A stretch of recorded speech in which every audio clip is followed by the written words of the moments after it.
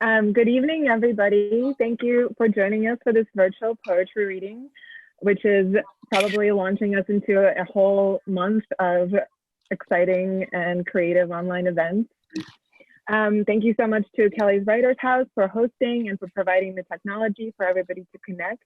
We hope that everybody is safe and healthy in their homes with a well-stocked pantry and something delicious to drink. We were just chatting on Twitter before this, what should everybody drink as an appropriate Soviet beverage, and everything is fine, vodka, tea, coffee, wine, juice, all good. I'm recommending what I like to call my mama's healthy tea, which is an herbal tea with a spoonful of honey and some fresh or frozen berries for vitamins. I hope that the mothers in the room approve. So for some logistics, we will be muting all non-presenters during the reading, I guess the audio, but we've decided to let the video participation remain so that people can respond and react. We also encourage you to use the chat function for creative ways to laugh and applaud. And if you would like to make a comment or a question, you could type it into the chat box, and at the end we will do some question and answer, and we could either unmute you so you can call and read your own question, or if you type the question in the box, I could read it for you if you would like. Okay, so today we'll be hearing from 7 members of the Cheburashka Collective, a group of women and non-binary writers who identify with the post-Soviet immigrant diaspora.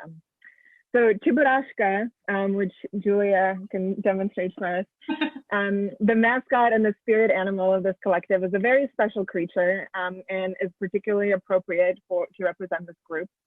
He is very familiar, and there's a lot of Cheburashkas.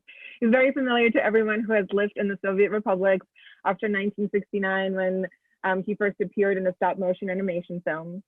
And this adorable being with large ears and a body resembling something between a monkey and a bear cub arrived in a grocery store in a crate of imported oranges. Numb after his journey, Cheburashka fell from a table onto a chair and onto the floor, or cheburaknusa, an archaic colloquial term for tumbling, which is how he got his name, Cheburashka, kind of translated to tumbling. Uncertain what to do with him, Cheburashka was taken by some humans to a zoo where he was rejected, being an animal of unknown to science. The zookeeper said, "We don't know who he is. We wouldn't even know what cage to put him in." Eventually, he got a job working in a display window of a store that sold defective factory goods at a discount, and was offered a public phone booth as a place to live. Sad and lonely in his condition, he saw a personal ad for friendship put up by a sensitive anthropomorphic crocodile named Gena. Crocodile Gena works at the zoo as a zoo animal, but in his free off time, plays the accordion and writes catchy songs, famously his classic one about what a bummer it is that our birthdays happen only once a year. So Gena and Cheburashka became best buds, and together, the 2 naive and big-hearted friends got into many silly and cute adventures together. So you can imagine why this Cheburashka is universally adored and continues to be an important cultural icon in Russian and post-Soviet republics, as well as, of course, in Japan. But he's also quite an appropriate symbol for this group of writers who largely immigrated to the US as children during the transformation of the Soviet Union. The experience of being a post-Soviet child immigrant is not unlike that of Cheburashka, an undocumented alien creature who has to adapt to his new environment with not much more than friendship, obedience, and curiosity to survive on. So all the poets in this group came to America in different ways and ended up in different states, cities, and situations, and have only connected, I believe, in the last 2 years over the internet. Is that right, 2 years? So I found the Cheburashka Collective last year and came to a reading of some of the members at the Penn Book Center. And although I'd never met these writers before, the experience of listening to them was kind of like discovering long lost siblings separated from one another after our government got a divorce. It was clear that these poets understood what it was like to have America as your shiny and shallow step-parent, to have left a place that no longer existed and was impossible to come back to, whose future was forever canceled, and what was left was repackaged and sold off under a banner no one had any more energy to believe in.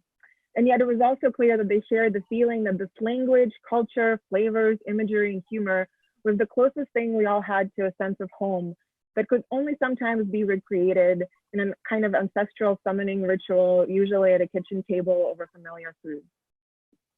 So whether you share some element of post-Soviet diaspora experience or on a broader level, know the feeling of being other, displaced, foreign, nostalgic, we invite you tonight to join these poets as they grapple with memory, loss, translation, misunderstanding, longing for recognition, intimacy, and domesticity. Our first reader tonight is Luisa Muradyan. Luisa Muradyan immigrated from Ukraine as a Jewish refugee on November 14th, 1990. She's the author of American Radiance, winner of the 2017 Prairie Schooner Book Prize. She holds a PhD from the University of Houston and has new work forthcoming in the Three Penny Review, Poetry London, and Iowa Review, and Pink, among others. You can also find her on Twitter at Luisa Muradyan. We'll post it in the chat, and we'll post a link to buy her book as well. Okay, am I good to go? Okay. All right, everyone. Thank you so much for being here digitally. This is probably the most attended reading I've actually ever done, so very exciting night for me. I've been looking forward to this all week, and it's just such an incredible treat to be with community of writers and people who love poetry tonight. So thank you to everyone listening and to the other writers as well, who I love very deeply, and my pantry is currently stocked with grechka, so everyone should come over when that's allowed and have lots of grechka with me. Okay, so this first poem I actually did, it's a newer poem, and I'm forcing myself to read newer work tonight, but I wrote it before all the celebrities started like pushing out the Imagine song that was like going around Twitter for a while. So this is not a response to that, though it is also titled Imagine. Imagine. You are floating in space, and not in that Sandra Bullock and George Clooney looking galactically sexy way, but in that my grandmother disappeared when I was a child and I pretended she was abducted by aliens way. Imagine that science experiment you did in 7th grade when the teacher kept adding pennies into a glass of water, and no matter how much grief you pour into your body, the surface won't break. Imagine your grandmother waits for you in the field of the dead. You are wearing your purple dress. She is wearing her purple dress. The field is wearing its lavender dress. Imagine being sad only some of the time. In the spaceship when they took her, they did not call her Jew, only human, and that fantasy brings you comfort. So the next one I'm going to read is actually about our experience as a family immigrating to the United States. We actually had no family here, no connections of any kind, and we were sort of sent to where we had a sponsor family, and that was Kansas City, Missouri. And I remember my parents talking about, like, they didn't know much about America. There was like, well, there's Texas and there's New York and California. Like, that's kind of everything you hear. And they're like, well, Kansas is in the middle, right? So that should be good, right? We're going to go to the middle of the country. And that was quite an experience sort of culturally. And also the process of learning language was a big deal for my parents. They worked really hard on that. And what was so incredibly important for my dad is he was big on telling jokes in Russian. He was a big fan of anecdotes, and he was like notorious for having the dirtiest joke on the block. Like people would stop my dad and be like, what's your joke you got today, Igor? And I've been writing a lot about my dad lately because he's been fighting throat cancer. So the possibility of him losing his voice is sort of looming. And I kept thinking, like, what if he's not able to tell jokes anymore? Because that is very much who he is and a part of his identity. So this poem is actually fairly accurate, biographical in my father's experience, learning to tell his first joke in the English language. The joke. My father is a funny man. What killed him the most was not being able to make my mother laugh in this new language. And no, I'm not talking about a mayonnaise knock-knock joke or a chicken crossing the road. I'm talking about a joke you don't tell in polite company. The Midwest is full of manners, but we came from a place of brutal intimacy. It took him months of study, listening to the other men at the factory tell their jokes during lunchtime, all Pepsi and sandwiches, until he came home one day shaking and ready. He sat her down on the good chair, and we huddled around the table as if we were at a comedy club.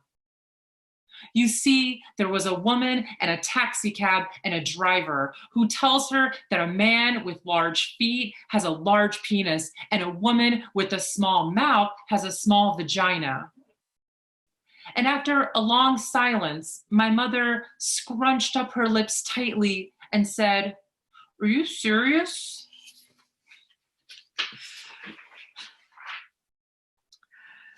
So for the sake of time, I'm actually going to skip the next one. So we're just going to shift to my last two poems.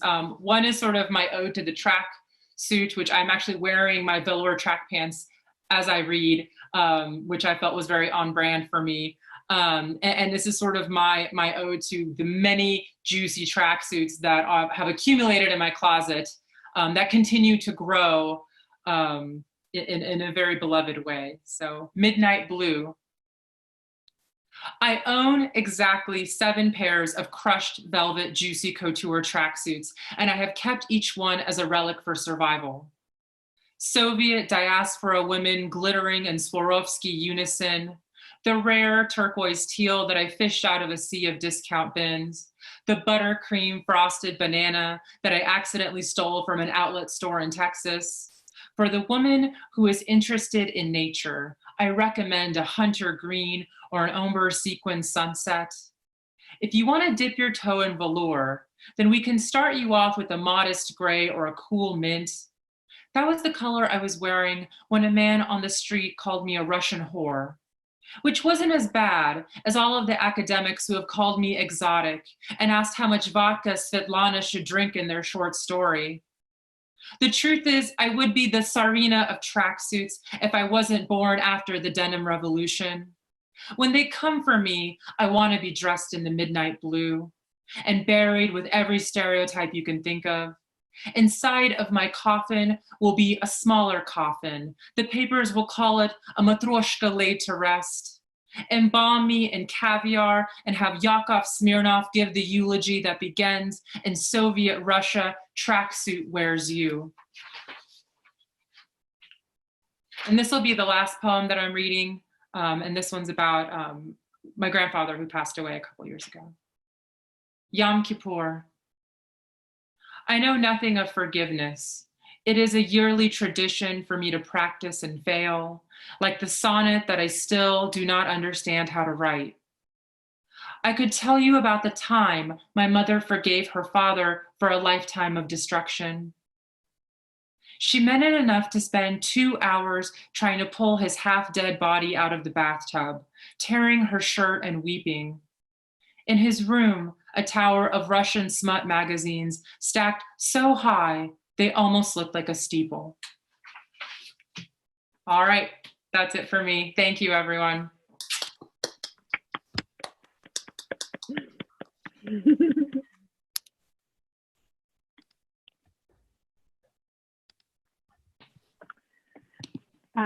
Thank you. Our next reader is Marina Blitshteyn. Marina was born in the Soviet Union and landed in the US on May 17, 1991. She's the author of 4 chapbooks, including Russian for Lovers, Skills, and most recently Sheet Music with Sunny Outside Press. Her first full-length collection, Two Hunters, was published by Argos Books with support from CLMP Face Out Grant. She teaches writing at NYU and Parsons and runs the Loose Literary Canon's Women's Reading Group. This month we're reading Siju. Yeah, Siksu. Yeah, we're reading my girl Helen Siksu. Hi, it's there's that Russian for Lovers. I see it. I see that cover. Thanks, Gala. Thank you so much for having me, and what a surreal treat this is. And you know, it's so awesome that we can come together like this and still have community and still celebrate the survival that is hopefully in our DNA. I am pleased to find out that somewhere out there, my father has downloaded Zoom and he is able to join us, I believe. So that's a real miracle of 2020. So thank you for having me, and shout out to my fam out there, Chosen and Blood. And I also want to applaud Luisa for writing a poem about tracksuits, because that has been haunting me much of my life. And so you did it, so I can feel free and not be haunted.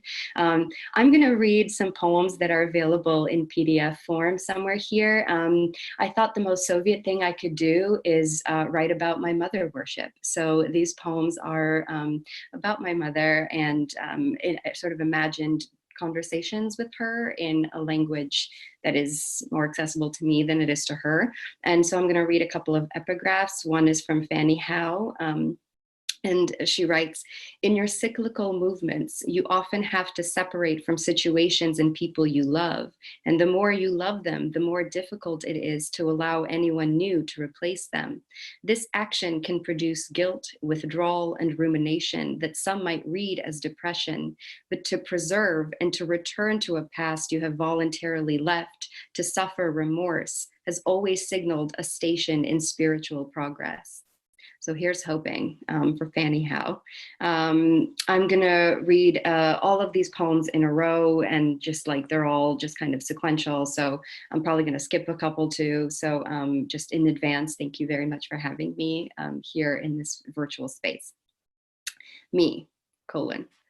Mom, I golemed you out of a tongue that fit ill in your mouth, felt stilted, unnatural, alien. Out of this stuff, I laughed a Medusa laugh that became mine, I took for mine. In text, in English, in imaginary voice, I conjured you in verse, a form I could live with. Don't say anything, you've said your piece. In light, a war ravages, rages, days, and faces. In my dark curled figures, you emerge, a victim, a virtue, a figment of a collective collision of cultural norms.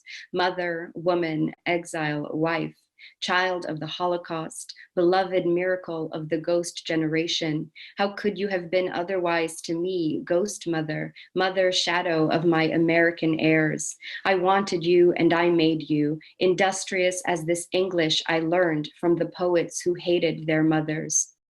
Me. Mom, by midday, the world is blue. It speaks in a blue way. I call your number. There are two of us in every conversation, a conversion. You are telling me only the true things. You can't hear me on the other end because the end is blue. It whispers to me in a blue way at work. By evening, the blue leaves smears on my hands. I wipe them on my lap. Mom says, why don't you call me anymore? I was worried about you. Your blues leave me in streaks. I mean, I can't understand the situation. You don't understand the situation. You write little blue poems all over the house. At night, you watch blue-born shadows, complain about blue-worn shoes. You have everything, you know. You don't know anything about watching the sky turn pale by morning after another sleepless blue. Me. Mom, if you told me to run, I would. I'd pack a light bag looking back at nothing, not turning to salt. I'd cry for no one and anyone, just the way a life unfolds at the whim of the men we found to love or made fools by. Governments are partnerships forged in gold and greed, seeking revenge for our egos, our eggs, our capacity to suffer beautifully without relief, for a life made and unmade like beds. Me. Mom, I'm your age, an age that you were. I feel myself aging. My hair is grayer than yours. You hate it. I'm stuck at that edge between mother and daughter, my child. I'm stuck at that choice. I'm stuck at the border. One country is any. I'm stuck at the run. In Moldova, I met you at my age, young and imagined again. You traipsed down your streets like a daughter. You married a man. You made of yourself a kind of mother with me in your image, imagined a child to stroll the street with you, ask me where you're going, forwards or back, ask me what my life is away from you in a different city where you call me 4 times a day just to walk down these streets with me. Me, Mom, I asked you last week, when will we know when it's time to run again? You only had one run in you. You said, what can we do? Just hope for the best. We're here. It's where I took you. It's where they took me to, your father, his side, his parents, their relatives. We go where our family goes. We're here, and so are you. Me, Mom, I wrote myself a counterfactual collection of falsehoods and myths to make myself feel better and realer in the world. I wrote you into it with affirmations and approvals. I wrote you showered me with love and values. I wrote to mother myself into my life, the allegorical. Me, God said, name yourself after the battle. Take your angel or demon in your arms and thank it for loving you enough to haunt you. Me, God said, your hurts are your mothers and mothers' mothers and all the mothers in the world who were born, who became mothers or didn't, who made life out of the folds of any man's whims, who scratched life into the abstraction of the desert in any language, which is sand, in any name, which is sand also. Me, Mom, I make of other women martyrs. I turn to versions of myself. I make mothers of my friends, my lovers, my sister, a mom, my female professors, my namesakes, my prophets and saints, all mom, all married to the good in you, my therapist, my father, my masculine gods, all mother figures. I want them to worry for me. I want their love selfishly, like an only child. I want their secrets, but only as much as I say, not closer. Me, Mom, you don't need to say anything. I know. I mean, I've always known. I take your voice and add it to my own. There's no space between what I want and how you heard it.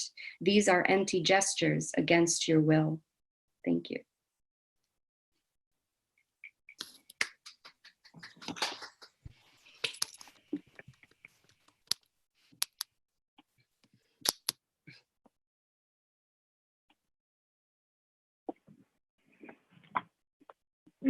Our next reader is Alina Pleskova.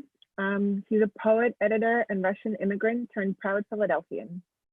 She arrived in the US on December 31st, 1992, appearing in A New Country in a New Year. Her work has been featured in American Poetry Review, Thrush, Entropy, Cosmonauts Avenue, Peach Mag, Medusa, and more. She is co-editor of Bedfellows magazine, and her chapbook, What Urge Will Save Us, was published by Spooky Girlfriend Press in 2017. Hey everybody, really quick intro so I don't go over time. Thank you, Natalia, for the beautiful intro. It's such a pleasure to see my fellow Cheburashki. Meeting all of you was like coming home, you know. I'm so happy to know all of you.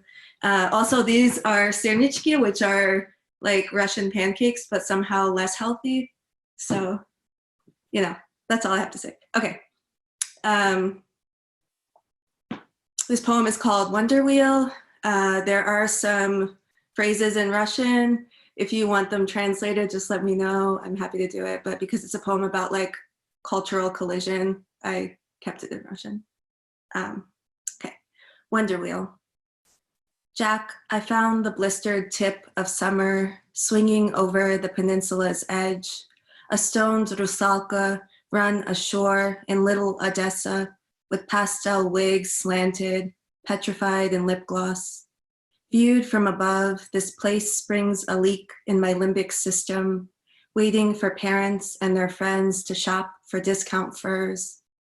Adolescent perversions, the black box glowing with bad channels just loud enough. Knees in the carpet, figuring out how to make myself shake and shake in a way no visitor could replicate or even mimic. I kept a careful guest book anyway, asterisks next to those who came closest. I'm talking out my want, Jack, and I'm trying to remember where I'm in now. Hang back in a mother tongue haze, shaping Cyrillic aloud.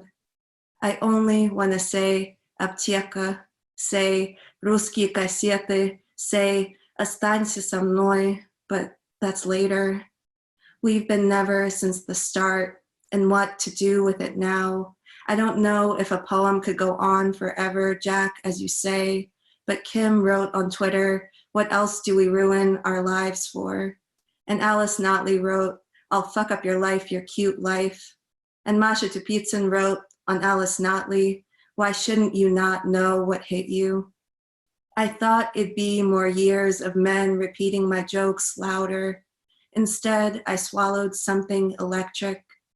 What I mean is, how doomed are we who, despite our intelligence, believe in retrograde panic and the redemptive properties of shoegaze, raspberry kush, ceiling fans, blue moon magic, sage, the pull-out method, a trap street in England called Lie Close.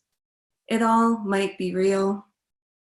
If no feeling is final, I'll pick a point to steady myself, call it horizon, or the simulacrum I hold fast anyway, and see for how long.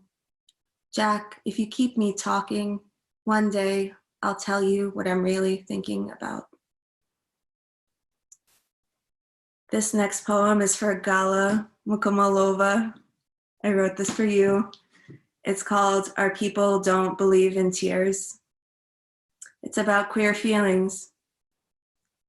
I pull the death card and you go, know what this means? Not unkindly. Something crucial about living keeps grazing me by inches.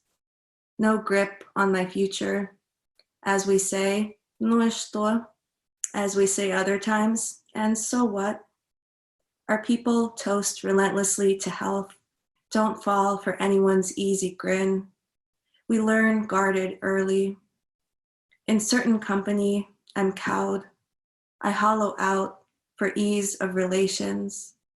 My parents never knew Marina loved Sophia until they heard it on the radio decades after the poet's death. Things were complicated then, they said. You couldn't just live as yourself. At Reese with you, tits out and facing heavenward, I regard my debts to our legion. In every direction, bodies gleam, unrepentant, however they present. To be legible is a release. Someone's hair dye trails fuchsia wake across the water. Someone chugs rum on the sandbar. Someone dares leather in rippling heat. Everyone believes in disco. Bliss takes a day-sized bite. We're no longer there or then, yet Elena Grigorieva will be murdered in St. Pete tomorrow for living as herself and loudly. Tomorrow we will make blины from my babushka's recipe and lament over our split culture. Jokes cut with our first tongue, the one that tends toward withholding. My parents never knew I loved. Occasionally, my mother asks if therapy is working. Our people prefer their tea and humor darker. Where were you when you first realized how many more of us exist? I was here, now, waiting dimly for my undoing. And this is a poem I wrote about capitalism, the great American tradition, and it seems even more appropriate now. It's called Daylight Saving. This summer in Philly, a directive to kill spotted lanternflies formed citywide camaraderie, an outlet for our dislocated furies. Neighbors swatted together in the still air. Some strung the insects onto earrings. Nothing is free in America. That's every first-gen starting inheritance. But most anything can become commerce. As it stands, most of waking life is spent working, so we self-style into sentience adjacency, plus kitschy phrasing like Sunday scaries and happy hour. The inscrutability of my wanting makes an ever-shifting target. Was pleasure always so conditional, or is too much else ruptured, and not in the quick fix way where a few hours of airplane mode recalibrate the senses? Desire is propulsive until I skid. I wonder if anyone else can see my affections ricochet around in search of a solid landing, if the muses get worn out too and take breathers while the golden hour's light remakes the world into a calm and creamy cosmic latte, the official average color of the galaxy. When the clocks recede, I think of the boss who, when meetings ended early, would say, "I'm giving you back a half hour," or whatever it was, in full salute of chartering another's time. I built a paltry arsenal of long strolls, uppers, benzos, Valerian anything, post-it piles, a blur of someone's inexpensed hotel beds propped on elbows asking, "What is it that you do again?" Bang to be let back into my own thoughts. Consider healthcare coverage a windfall. Mourn the fallen moon tree, though it was a copy of another moon tree. Mourn the redwoods, fireflies, platypuses, permafrost, all else that deserves to outlive us and won't. Mental math on what I can afford to enjoy. Daydream what mutual care could do. Daydream of everyone walking out and getting what they want and not coming back, even then, especially then.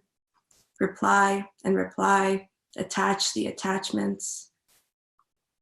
Mid-workday, I pantomime being inconsolably turned on until we both are for real, and I catch you grinning on screen. Our little grid all lit now. Time taken back, turned into a dreamy, useless goo. The maple leaves wobble down each day, clump onto windshields. One hitches a ride on my shoulder, all the way from downtown to west. And the blinking reindeer, wedged among six-pack holders in the bodega window for years now, are the only seasonal decor I abide. And oh, it's no longer a surprise to have our sense of temporality totally fucked with. I find equilibrium in some primordial tug from the earth, urging to spin away from the locus of enterprise, where it's painted forever evergreen, and you never learn how to keep still, each other warm. That's all from me. Thank you so much. Yay.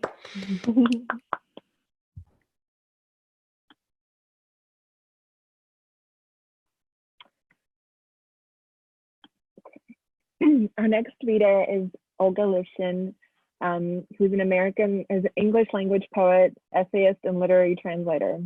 Raised in Odessa and in Moscow, she came to the United States January 6, 1993, as a teenager with her family.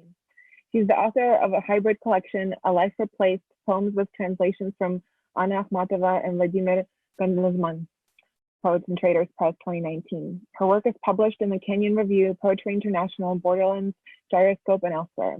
She's an editorial and communication consultant in the Philly area. Hi, everybody. Thank you so much for having me. Thank you to Julia for organizing and to the Kelly Writers House for hosting. Am I audible? Say Cheburashka if so. Hello. Hello from mine. So I'm going to start with a coronavirus poem. Don't be scared. It gets funnier from there on. Yeah. At home during virus outbreak, like one more pregnancy, carrying out the grandest plan the universe ever patched together. Back then, recognizing pine trees in the window for the first time from the sickening couch.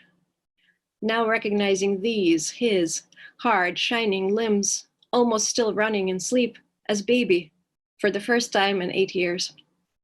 Separated from the world again by this eggshell. The benefit of reading at home is you can do show and tell. So some of you are doing that in various ways with backgrounds and plates. And I'm going to add to Alina's collection with these plates given to me by my grandmother-in-law, my husband's grandmother, Agnes, whose memory I love very much. And this is for her. Dancing for Agnes. Imported me, I danced before our Lord the sink every night.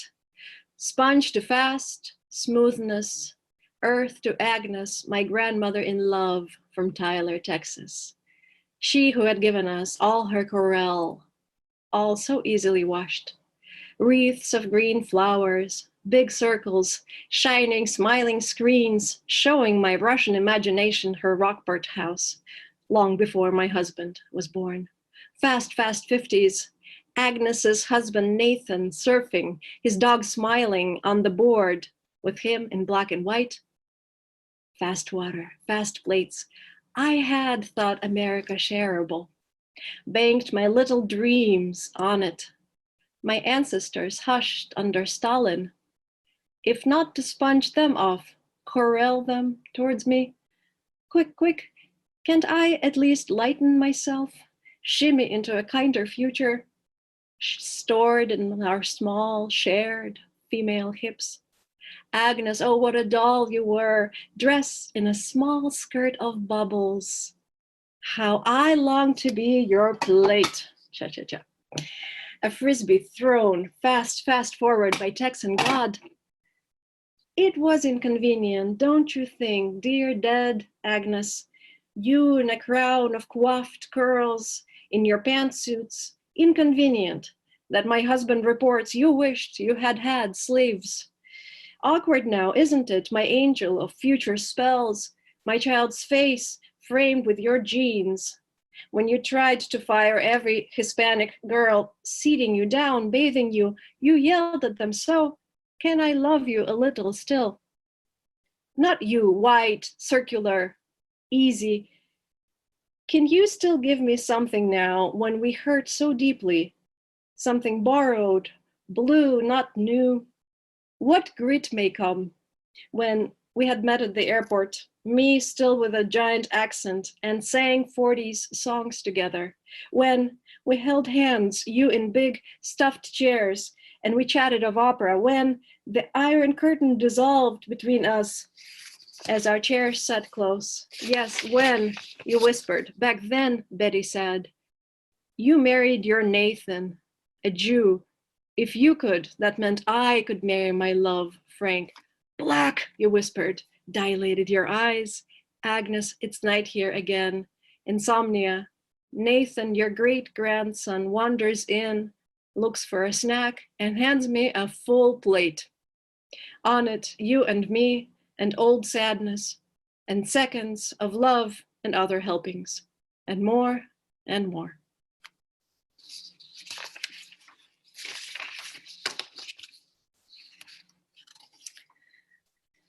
Gestures. Unbuttoning a man's shirt, your hands grow girly, careful, a methodical, metaphysical awe for what's on the other side. Your fingers, usually neurotic and quick, unfurl the fabric, puppeteer-like, slow, alive, dance with the last button. Dinner was fine. You got straight A's in beef. And there is still time for delicious blue air that flakes, filters in to greet the solid panorama of someone's chest. Buttoning a one-year-old's shirt for the night, you know there's no time, none left. So it must be a cowboy print shirt. Tuck it in to small jeans. There is a man. Watch him grin. Were you grinning yourself? With such panic you love. Whatever temporal overlap you two will have, what grins may come. How do gestures birth men anyway? And such solid ones, golden hued, singing softly in the crib. No time, risking with every split decision to not get it right. You stumble into the bedroom to the only person awake at this hour, kiss him with an open mouth into an open time. Outside, every phantom of a wobbling night, is blue. Every bit of it died. This poem has hyperlinks, but you're not going to hear them because Zoom. But you can click through to the PDF and click on whatever you like. It does refer to Bosch, which is a company that makes, home appliances, and also Hieronymus Bosch, the painter. Bosch trademark home. 1. Walk through BoschHome.com and what do you see? Images of intelligent homes. All our gardens of hardened designs. The Bosch future is now. Already today, I can open my oven door any way I want. I am the oven. I come in the left side opening, or the right one, or a traditional cozy drop-down door. In the cavity of my Bosch oven, I burn effortlessly. See what efficient access I have to the heated knives of poems between my ears. See me boiling on Facebook. Alone all day, I say, here's my poetic equivalent of stainless steel. Peek at the green zebra tomatoes inside my belly's refrigerator. Picture what green borscht they will make. All day long alone, and some of the night, when I wake up with a fright, just to write. And the ladies, the Facebook ladies of my suburb review me. Olga cleans up like a charm. 2.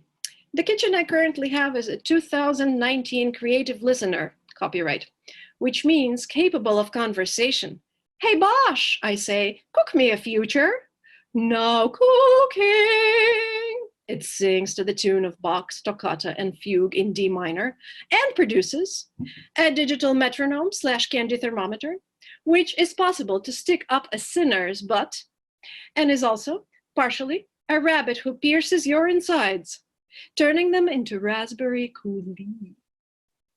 Sometimes the poets of Instagram glimpse me burning and ask me to follow their ovens too. I trail them. They are trailblazers, one image at a time. Missives from their homes are mine. We talk without talking. We tell each other, yay, happy dance. I too am available in sonnets, in hybrid #Flagfiction. I too work in updated #Terzarima with a touch of #Gazal. My poetic door flaps for anyone who wants to publish. And the poets of Instagram flip each other. What timeless design. 3, but please don't tell anyone. Sometimes I feel there's nothing left for me to do. As the Facebook ladies of my suburb say, hey Bosch, make me a purse-shaped heart. Make it also have the functionality of a bagpipe and a tablet while you're at it. But I don't, and Bosch does. And the poets of Instagram beg Bosch for electronic borscht, in which we find a lyrical mandolin, which is also a harp, with sharp strings to pierce the existing power structures. And it makes, and it makes, and it makes, and I sits and do not fits. No room for me in my home, in my own home, where I sit with what looks like a cat and 2 men who say that they are my husband and son. Where did they all come from, by the way? Why their odd standard functioning? What is this sudden present, this gift of the present, while Bosch promises a tantalizing future that promises burning? The man who says he is my husband asks if I'd cooked my pasta yet. I'm thinking, if I could part with all my Bosch, where would I even put it? This compendium of places where I can burn. This creature that helps me install whatever the hell trademark I want. Yay, today Bosch walked through his garden and saw the eye hells of my generation. And he saw that everything Bosch had made was good. And for dessert, I'm going to read you a poem from one of my favorites, Vladimir Gandelsman, born in 1948. And thankfully, still alive, he is 70. And he is hopefully at home in the New York area where he currently lives since the early 90s. He is originally from Leningrad / St. Petersburg. This is a translation from his original Russian. It is coming out soon in Dallas.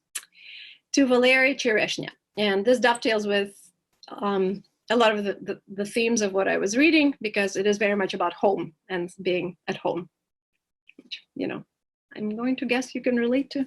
Just a wild guess. To Valery Chereshny. I chilled out in the kitchen.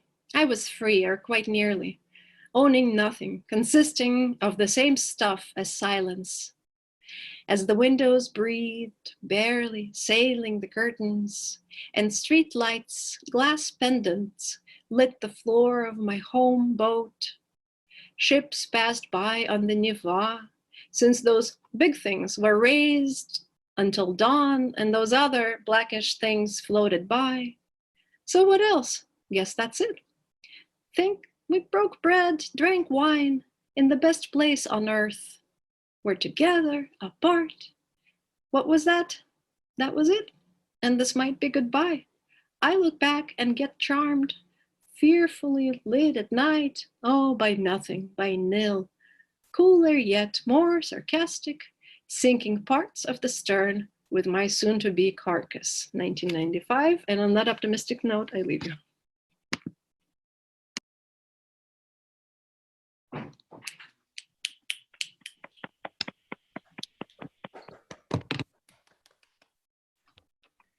Thank you. Our next reader is Gala Mukomolova, who immigrated from Moscow as a Jewish refugee on August 23rd, 1993, and grew up on Brighton Beach, Little Russia by the sea. She's the author of Without Protection, Coffee House Press 2019, and the chapbook One Above, One Below, Positions and Lamentations, Yes, Yes Books 2018. In 2016, she was awarded the 92nd St. Y. Boston Review Discovery Prize. She lives in Brooklyn, and this is the last of her line. This is there. Joseph writes an amazing astrology column that I read every month. Okay. Thank you. Okay, here's my cabbage, and here's my Gana. I felt like, I also have a Cheburashka, but like not a lot of people have Gana, and he's like really important.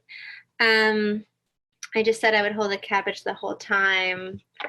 I don't know why I thought this could be a selling point, but I did. So here it is. And as Alina's mom during this reading, I just like to say I'm really proud of her first and foremost, because I'm her mom on this reading, but also I'm proud of everybody. And I'm grateful to be here and grateful to be a part of this. So I'm going to start with poem number 2. And these are like name generated poems. The water is okay, Jenny says, sprawled on the shore, having not yet touched the water. Everybody looks out at the ocean and has a thought. I was a mollusk closed in riding foam. I beached this inlet's other side, under rotting piers, once walkways to the moon, now smeared with hopelessness, blood of fish, salted inside the ruin of dreamland, piles of sunflower seeds, meatless, cleaved, wet, and littering the sand. Me and my leonine lover in neon amusement light. He brushed my hair behind my ear, loose. I knew I was a girl. I opened then and have been open ever since. Pearlless purse, powerful with emptiness. Women wade in 2 by 2, topless, adorned in chains. Beauty, I remember, is trading one truth for another. This is like, I just decided like, oh, what if I just start my timer now? Wouldn't that be fun? Anna, I don't forget those mornings I rested in your childhood, blizzard town where time froze and we walked knee-deep in atmosphere toward each other. I was a stranger everywhere. I wept at the homeness of your language, weight of your pen's black line, circumference of your thick hair bound, impossibly ungendered. Leather satchel at your chest, heavy with stones, a spell. Today's wind is bold. My windows shake with language. What is the message? Birds, trees, and buildings register, although they're human-made. I think I might be otherwise. Wish I wasn't prone to put myself in the center of stories of the earth, the heart, its weather. This clear sky is otherwise radiant. It streams through glass onto my hands, warming them. Sometimes I see a woman with rings on every finger and think of drives north to Astoria. That baker gave us her begonia because I loved its underside. Hot red hearts, she loved us, our strangeness. Raw buckwheat honey, we bought off the truck religiously. Rode over Young's River, so close to water, I could taste it.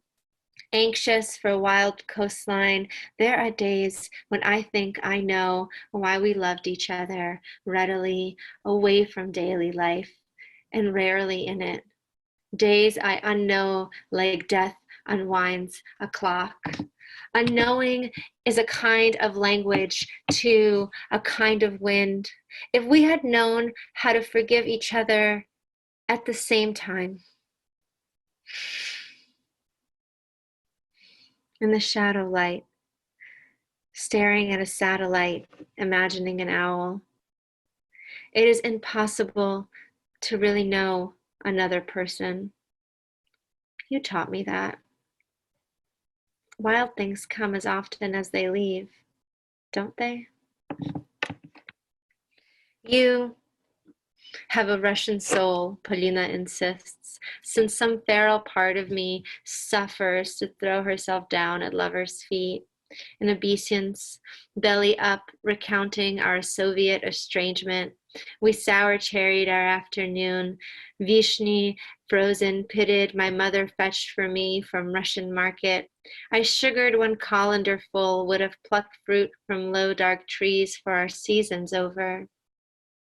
Flour over all flat surfaces, rolled dough, cobbled scraps resistant to the rolling pin, dipping one figure in red water.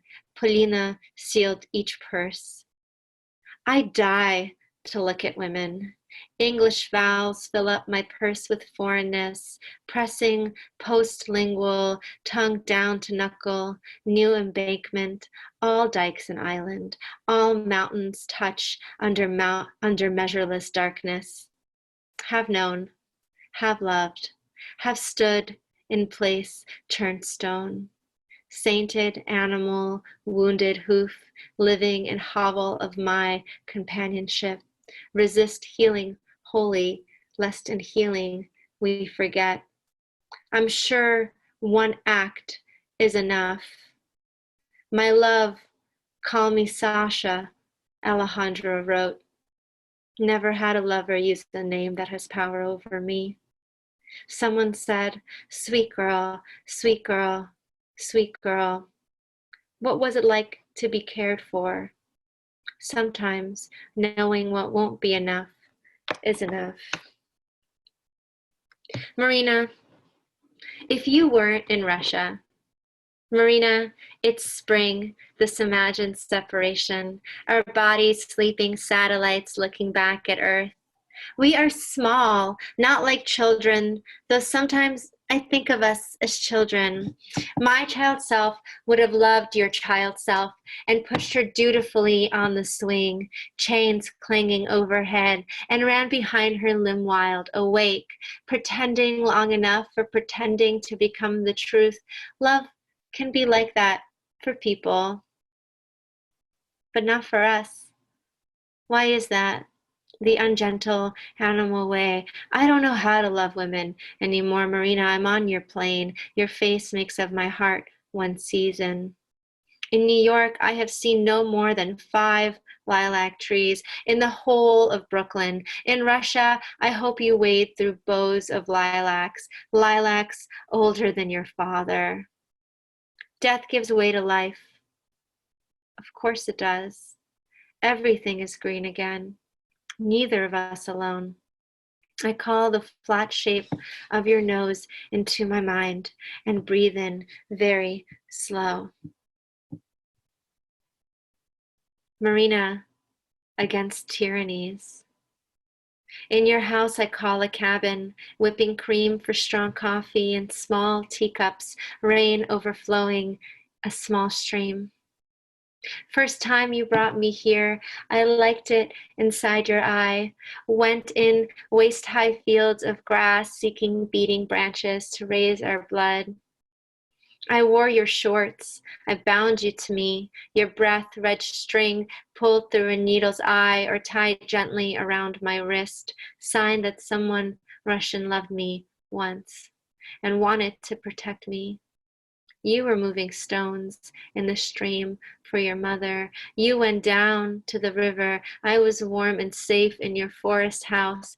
The morning the first child died in ICE detention, you were on the phone with your mother saying, we got confused by the river, got confused by what the river wanted. Moved some rocks around. Now it's raining like crazy. Mama, forget about the river. Okay, thank you.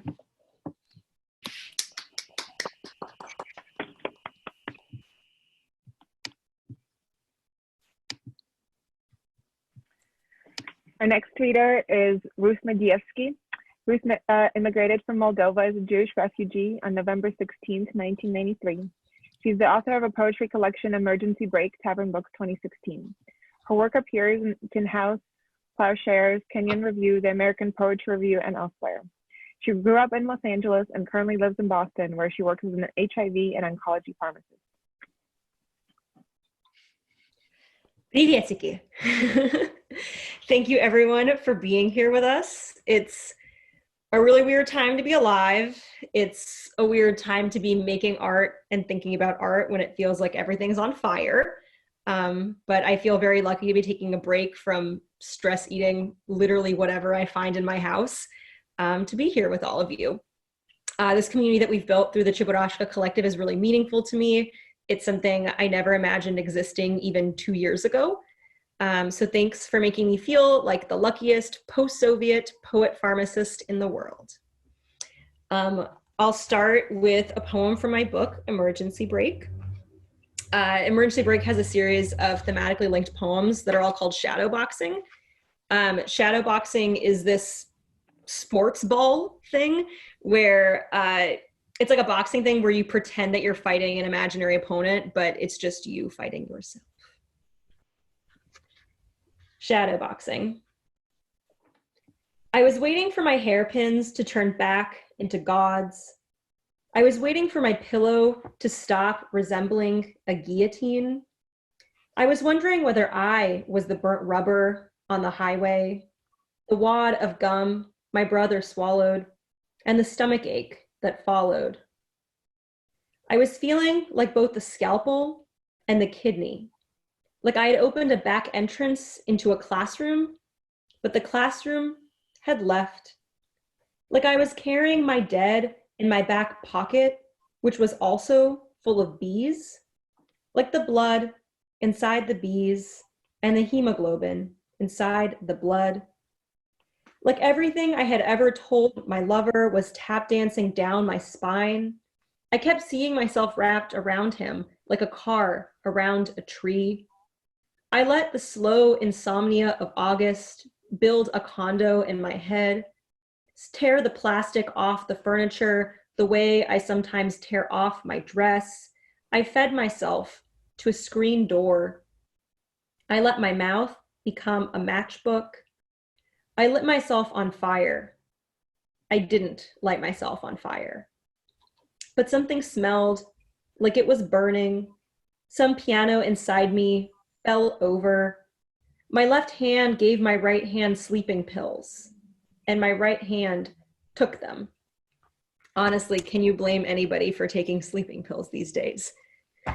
I certainly cannot. It's so weird to only hear myself and not hear anybody else, but seeing all of your smiling faces is a really nice thing. I'm just going to read 2 more poems. This is a newer one from my second poetry collection, which I just finished a little while ago. I've always had this tendency to assign feelings to things that aren't human. My little brother Adam and I are like super, super sensitive to anthropomorphism. And when we were little, one time I terrorized him by coming up with this whole backstory for like our old soccer ball, where I told him that the soccer ball was an orphan whose parents had died after like really long, painful illnesses. And we both just ended up like sobbing. And like whatever the point of the joke was like very quickly lost. So in that vein, the pool filter is sorry. The crop circle in Nebraska is sorry. The stale crackers on the sale rack are so sorry. The praying mantis eating its husband is sorry. The laundry machine that shrunk your underwear is sorry. The lightning, which usually regrets nothing, is sorry. The bee never meant to die in your finger. The couch leg you stubbed your toe on tried to jump out of the way. And the dolls that know they're creepy are sorry. And the doorknobs hiding electricity in them are sorry. And the Coca-Cola that took a wrong turn down your windpipe is sorry. Also sorry, the avalanche, the blister, the hole in the soccer ball, the fever in the baby, the catheter in the old woman, the ladder with the man on it that's about to tip. I don't know if the coronavirus is sorry, but I'm just gonna throw that in there.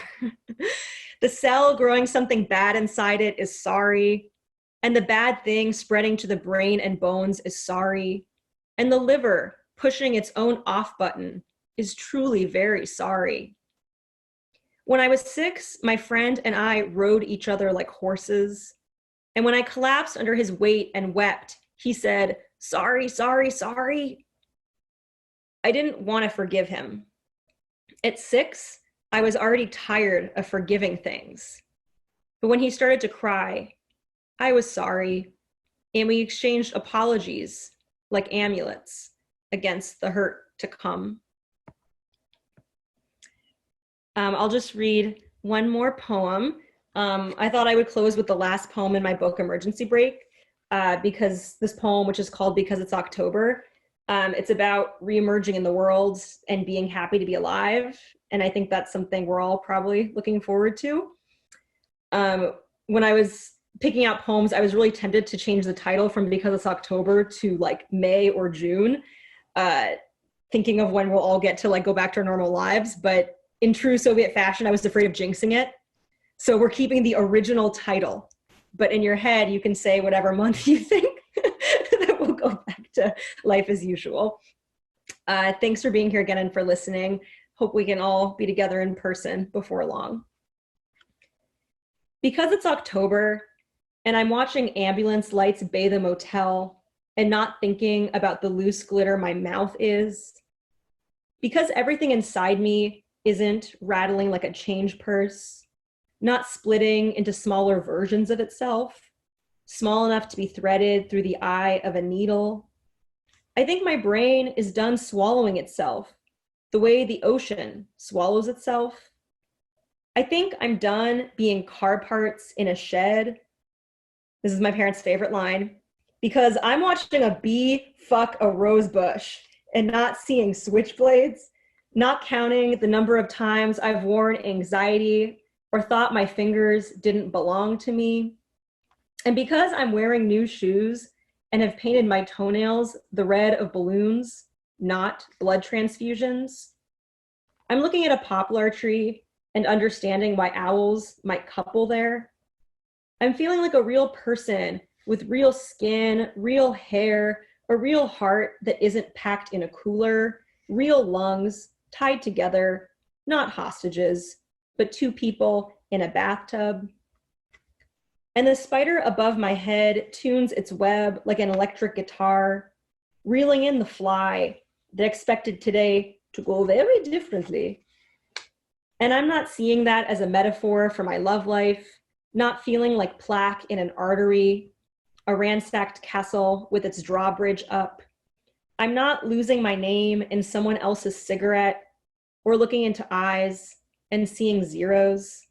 So I think I'm ready to spit out the needle nose pliers in my mouth. I think I'm done being a dimmer switch because it's October and I'm touching your face, which feels like a face.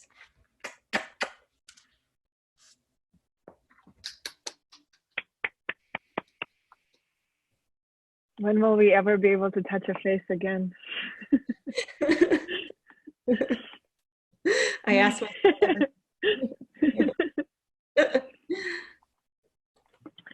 All right, our final reader tonight is Julia Kolchinsky Dasbach.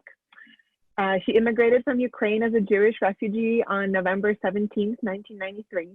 She's the author of 3 poetry collections, The Many Names from Other, winner of Wick Poetry Prize, and finalist for a Jewish Book Award.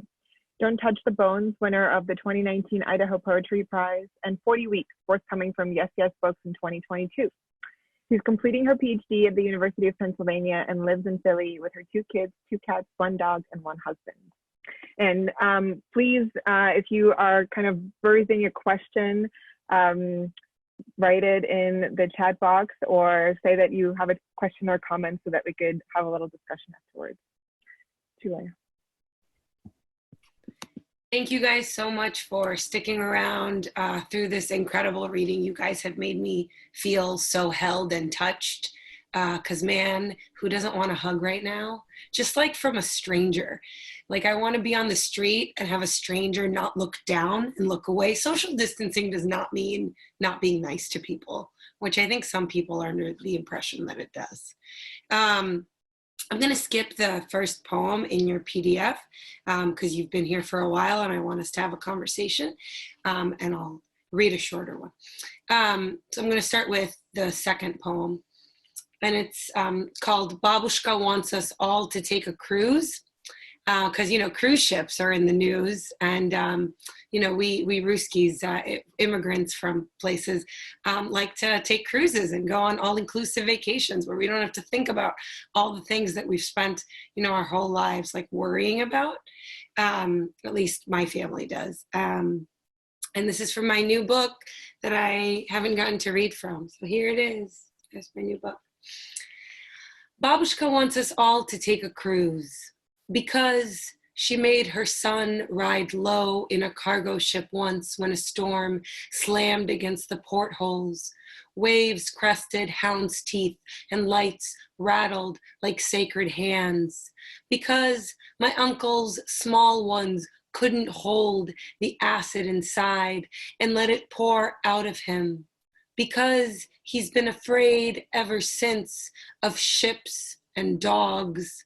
Because Babushka can choose on which deck we'll sleep now, can buy a balcony or concierge, can name the ships, summit, century, solstice, silhouette, reflection, equinox, nothing that rings of freight or Soviet.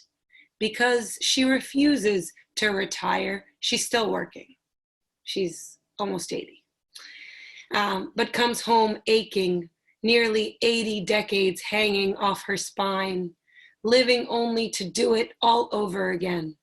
Because of her children. Because she spent a third of her life in this country and knows she'll die here, still foreign. Because she loves the way home is possible in no one's waters. And years she can go without seeing her sister's face. Though they only live 20 minutes apart now. But family, she tells me, is different here, is gone. Because there is no such thing as obligation. And I'm complaining about cost and difficulty, traveling with a toddler. Because we hardly had enough underwear for our children, she says. Because some days she wanted chocolate so badly she could never spare a kopeka. Because she never went hungry, even after the war. Her mother made sure there were always potatoes and onions, because these are still her favorite comfort foods. But she can choose to dip anything in chocolate now, though her stomach can't handle seeds or nuts anymore. Because a week of all you can eat and drink together, locked in metal and salt, isn't too much to ask, because once she called a ship a sheep, struggling to differentiate the long E and short sounds, because now she can say shit and mean it to describe old age or laxatives or my grandfather, because now she must hang a sheet above the toilet to remind him, flush, because I'm not afraid to die, she tells me, but shit, she's a bad liar. And the Atlantic is as good a place as any for truth to drown, because in the end, all of us float. And I'm gonna read a not brand new, but a poem from my new collection forthcoming in 2022 that I wasn't going to read because it's not published anywhere, but this lovely chat feature means that I can share it with you, and now you can read it even though it's not in the PDF. Look at that. Oh. So the 40 Weeks collection, I wrote a poem for every week of pregnancy with my daughter, who's 9 months old now. And so she's now been in the world as long as she's been inside me. And ironically, this is a poem from week 9, Grape. Louse, the singular form of lice, small, wingless, you'd never heard of because you'd never find just one, like the note from your son's school saying one girl has them and she's been treated, and you should check every tangle of your son's curls to make sure some haven't found their way inside. And another mother says she'd just buzz it all off to be safe. Says he's a boy, so he'll look tougher anyway. And you recall how you were 3 then too, when your parents nearly shaved you, and the other kids wouldn't share the bench, would run away and yell and point and laugh how you were infected and dirty and a louse, ruined, Jewish. So you'll refuse to cut his hair and scour each perfect ringlet, twist their multitudes around your fingers. And when you find only more locks, you'll tell him to sit with Evelyn tomorrow, to remind her she is beautiful and loved. And then I'm going to end with one last poem from my first book, from the Many Names for Mother, because I'm trying to read uplifting poems, and I don't have very many, so like I've tried to find them, because we write a lot of depressing things, right, guys? So this poem is called Dядя Вода, and you figure out what it means. Dядя Вода. My son calls any body of water. Man, Mr. Uncle Water, Uncle Sea, Uncle Ocean, Dядя, not father, but close. Though we didn't teach him this, kinship, nature flowing into family, vast expanse into what is already inside him. Обними дядю вода, he says, and wraps his arms around the waves. Hug Uncle Water, and he falls flat onto the sand, palms wide and sinking as though into my body. Your kid is beautiful, a passerby says. Have more, have a whole litter. And if you have them close together, his cheek is in the sand, mouth full of salt. What's one more? Everything, I think, and want to hold him. But he is water, and no matter how wide I stretch my arms, I cannot count, cannot contain the whole of him. May we all be as incalculable and as incontainable and healthy. Thank you all so much. Thank you, Kelly Writers House. Thank you, Natalia, for that beautiful intro and guiding us through this. And we're so excited to hear from you and to answer your questions and to have a conversation, so it feels like we're all in one room together. Yay.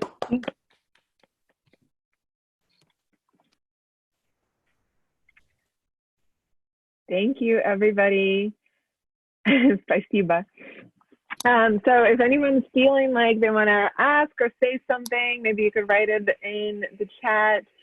And I think, yes, the recording will be available. There's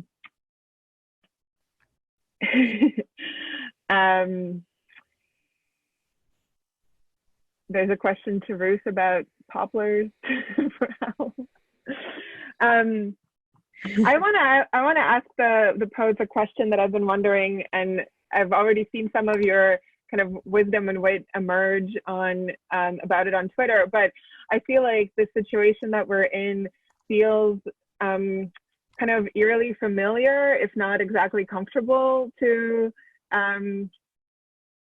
people who have gone through, you know, product shortages and life shutoffs.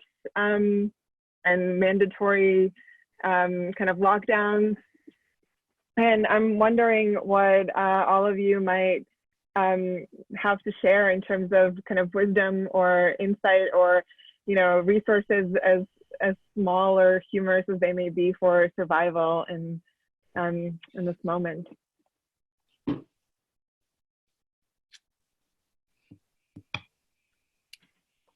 I can start.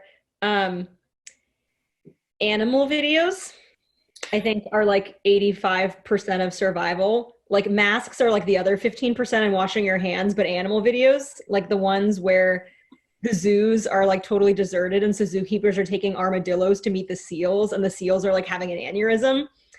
I think that's pretty key. Some good accounts to follow on Instagram are Zooborns, and basically any zoo, like the Cincinnati Zoo, that's pretty good. I'd like to, you know, I mean, from my experience is something that I'm doing is breaking from something that feels like genetically something I'm predisposed to, which is general anxiety. So I find that actually I'm learning to not engage, which feels like post-Soviet, you know what I mean? Like it feels not Soviet to not watch the news or like take Facebook off my phone, for example, you know, to not know suffering feels very radical in my family. And it actually, you know, like a couple of nights ago, I was like, Mom, what if you just didn't watch what was on TV, you know? And I think that it feels like a real deviation from something that feels like very much, you know, guilt-induced and enforced, you know, in my cosmology. So I'm trying actually to break from that tradition and forgive myself for not consuming all the suffering in the world right now. I think too, if I can add, you know, we're in a position where the shortages are maybe starting to be a little real. Like there was no toilet paper at Costco. If you follow my social media, I went there, it really was gone. But, you know, Russia just came out with the fact that they are now having coronavirus cases. So there's this double-edged sword of, yes, the shortages were real, but also women weren't raped and everything was beautiful and no one was getting murdered, right? Like that was the perception. And so us being very hyper aware of what's going on, like what Marina, you were saying, is part of this state of anxiety and state of panic and state of, you know, suffering. I feel like there's also kind of like, I don't know, for me, it feels like really Soviet to do the opposite, which is really like, you know, it's like when everything is like regular, you're like, someone's gonna die, like something's gonna, like, but the moment that chaos sort of rises up to the surface, I feel like it feels really natural to be like, of course it's like this, you know? And so I think that a lot of my method of keeping my peace has been acceptance, right? Like an acceptance and an understanding of a global relationship. Even with my mother, who I've been on the phone with, who went to do her laundry at the laundromat, even though like she's, 73 and like should not go to the fucking laundromat. And I was just like, well, like we could have done this for you, etc. And she's like, well, I just had to go do my laundry, And I was just like, all right, I get it. And she's like, I put on my gloves, I put on my mask, and I was just like, we have to live. And I think that it feels more peace. It feels like in a way, the fact that our country is finally accepting and being more vocal about just what's happening, in our hospitals and in our cities makes me feel more peaceful than I would if I understood just how much danger everyone was in and yet how much was being obscured. I don't have a method of dealing with this whatsoever. I have been a nervous wreck. However, I've noticed that subtly something started in my family, which has been my 8-year-old who persistently does not speak Russian to me and has refused all manner thereof. One time we went to the store and I refrained from having a panic attack by breathing deeply and saying, Natanchik, this is what my childhood looked like. And I showed him the empty shelves. And then he said, Mom, this is great. I get to see your childhood from your perspective. And then I tried not to pass out. But since then, he's been asking good questions about Russian and if he has a Russian gene. Thankfully, that is not possible. And so it has been a really great journey into things like that. He often asks me if we had books back then, and I inform him about the technology we had and did not have. I think books are an excellent piece of technology to have at this time, if anything, to compare and learn from. We have plenty of literature in Russian literature about famine, disease, revolution, and the role of the poet in witnessing all of this. So I feel like we are actually in an embarrassment of riches about sorting out all the trauma and figuring out what to do with it while becoming quite a nervous wreck. Over and out. Peace to you.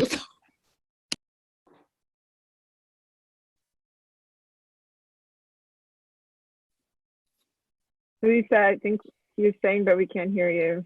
Unless you're not talking to us. Okay, there I am. Can you hear me now? So like, I just like do like a little bit of cognac and like a little bit of caviar and just like kick off your day. And it's fine. Like after that, you're fine. That's all I've got. So also you can make anything into a salatik with mayonnaise. We've been doing lots of like elaborate salatiki layers and shubas of all sorts. So yeah, I have very food-based advice. I agree with Luisa 100%. I just want to add that my husband concocted this. It is vodka, grapefruit juice, and frozen cherries, meant, for smoothies and, holding in the freezer for a long time. But man, this is a great idea. I'm just like eating the frozen cherries out of this thing. It's amazing. I highly recommend you all drink it and you will feel better about the world. Yeah. We have a question from the audience. Ilya, can we unmute you? Sure. Do you want to ask? Sure. Hello. Thank you, everyone. I'm just wondering what your relationship to Russian is, or Ukrainian, or whatever it is that you speak that is not English. And if you write in it, because I noticed some of you like pepper in words, but yeah. Yeah, I think peppering is accurate for what I do or my comfort level anyway. Like I have a elementary school child education in Russian. And then I think the longer I live here and the further removed actually even my parents get from the language, like I've noticed their Russian is super Americanized, and I feel really self-conscious about speaking and writing in it because I feel like I don't know slang, I don't know idioms, I don't like speak Russian the way that a Russian would. I speak Russian in this very almost formal way, and it's, as a writer especially, it drives me crazy when I'm not using the exact word that I want to use, which I feel like I can never do in Russian. It's always like the next closest or like the third closest word that I can grasp to like what I want to say in English. So definitely haven't delved into writing poetry in Russian, but do speak it as much as I can. Sometimes Gala and I speak it to each other in exaggerated accents. That's practice. Also, I don't know if you guys, I mean, you obviously didn't notice, but you'll notice if you look at the PDF, our order was from the longest time in America to the freshest off the boat. And it was interesting to discover which ones of us emigrated most recently. Like Ruth and I came one day apart. That's insane. It's crazy. In the same exact year. It's also funny that freshest off the boat means 1993. Yes. Well, in our current, configuration. I think my Russian, I think Luisa probably, I don't know if you feel the same way, but my Russian has drastically improved since becoming a mother. Like, I'm a much better reader. I can now read all of the Pushkin and all of the Tchaikovsky because I am specifically only speaking in Russian to my son and my daughter. And so it has forced me to really up the ante on my very elementary school education of Russian. God, if somebody just wants to be my child so I could. Alina, she wants to be your child. She already said this. Or she's older than me, unfortunately, because she's an Aquarius. It's just confusing. It's just gestural. It's gestural so she could have someone proud of her at the reading. I think that, I don't know, I'm really interested in language acquisition, and it's sort of emotional, traumatic shadow. So I'm super impressed by the fact that you can read Pushkin, Julia. I can read poetry because there's less words. So meaning I understand and I can get to it. But the thought of looking at a page for a long time and deciphering all the language relationships, I'm just too lazy. I'm this lazy bitch and I can't do it. And then I think that I think what I'm interested in, maybe because it's my access point, right, is sort of the portal that some of us kind of move through, which is the one where we came at a pivotal point when we had to go past the language that we communicate with, sort of the intimate circle, and learn how to communicate ourselves to to a public space or to the outside world. And how especially the ones of us who did immigrate at that pivotal point, somewhere between 5 years old and 8 years old, have this very split understanding of how to communicate our emotional self to other people, so that our language that is about external connection is a foreign language, and our most intimate language is a foreign language, and that bridge, which is so tenuous and consistently kind of ghostly, is really painful, right? So it's there's many times in my day and in my week where I'll just say something in English where somebody who's a natural English speaker will be like, "What are you saying?" And I'll be like, "I know what I mean." Because I have because I had given myself permission also as a poet to use language inventively, right? So I can say something like, "Oh, I'm tired ostensibly," and they'll be like, "What are you talking about?" And I'll be like, "Well, I ostensibly feel tired." Why don't you understand about that? It's I probably am tired, but I'm not grasping it yet. I don't know, but at the same time, I can't really connect to my family in the same way. So if there's emotional conflict, or even with my own writing, there's places they can't reach me, right? So I think that there's so many different ways of relating to our mother tongue, or whatever you want to call it, which is we can talk about whether or not we are learning how to, go through a page really quickly or learn an alphabet, but there's also just that intimate closeness that we feel with it, and how often it can be alienating to look at something that has been, I don't know, that you had to step away from to feel closer to the country that you became the ambassador for, right? So a lot of the young people who immigrated here young, we became the American ambassadors to our family. We had to choose, and then we got shamed for choosing it. they wanted us to be both. They wanted us to not forget, but they also wanted us to excel and to be the bridge.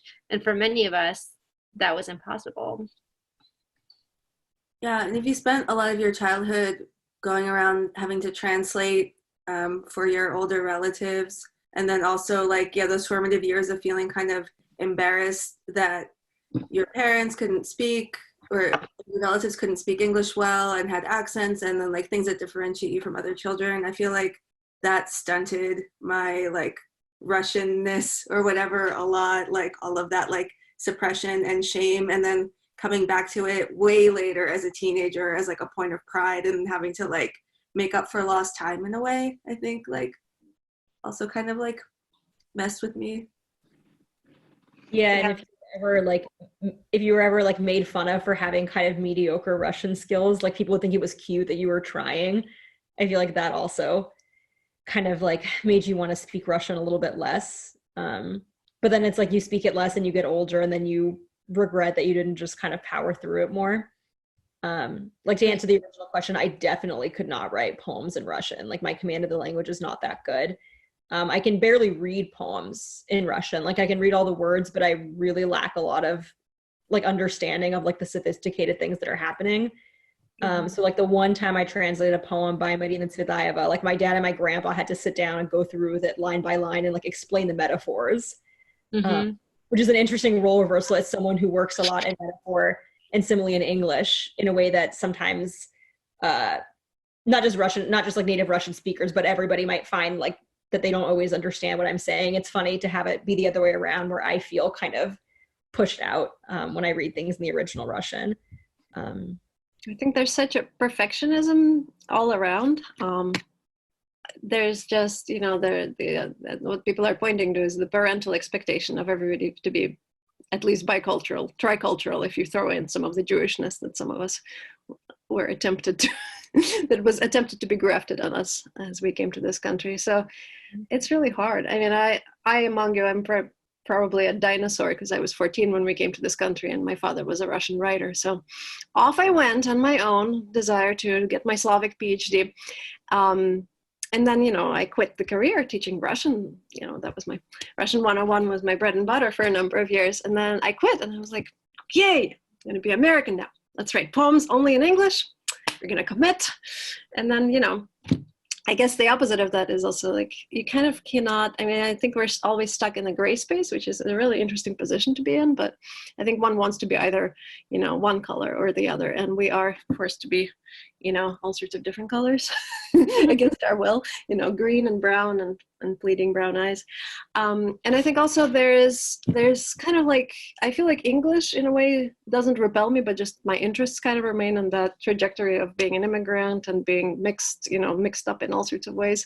To the extent that English, it's not that English pushes you out. I think American culture and American poetry is only, they say about Moscow that it's not rubber, it can't stretch that far. Moskva не резиновая. I feel like our culture is not резиновая. It's not stretchy enough to accommodate all sorts of voices. We like to say that we love diversity, but the moment that somebody is confronted with some of the kind of like other languages that we, per Alina's way of saying, pepper ourselves with, and here we are. So, and they say, no, please do not fragment our poetry scene further. Please do not give us your offending words. And, you know, I could be running around saying, but T.S. Eliot did it in the wasteland, shanty, shanty, shanty. And that'll be kind of like, yeah, but. So one finds oneself, I think, kind of translating more and spelling things out. Like, this is what my mother did. This is what my grandmother did. This is what my grandmother-in-law did. And I often find it irritable. I'm just like, can I just speak my native language? But no, I've been, you know, either the alphabet that people just cannot read, so they don't know what the sound of it is, or when there is a block of text and they're just like, oh, other language. So it's pretty annoying. I kind of wish that could change a little bit. And so that might be something that some of the Cheburashkas in the audience, that you guys, I think, are accomplishing that by putting in the language and the references and the things that maybe other people do not yet get, but can maybe Google, because everything is clickable and shareable these days, or in some other day, maybe try to conquer. So that's my spiel for not fitting in anywhere either. I feel like for a minute I saw that like Dasha had her hand up, and then I was like, I didn't know that was a cue that people could do. But is Dasha still here? Hello, my name is Dasha. I use she, her pronouns, and I was born in America, but both my parents are from Russia, and they came here maybe around like 1990s. And, you know, I'm still 19, so I'm still young. And I saw you guys first read at Rhizome in DC back in August. And I've been following you guys on Twitter ever since. And it's given me so much hope and like the idea that I can still be connected to culture without having like a lot of these constraints, which I feel very lucky for. And so you guys have been talking a lot about, you know, your younger selves and pushing forward and trying to like, I don't know. So I guess I'm just asking, what did you wish in those teenage years when you were facing that divide between and that grief of losing language? How did you face and deal with that?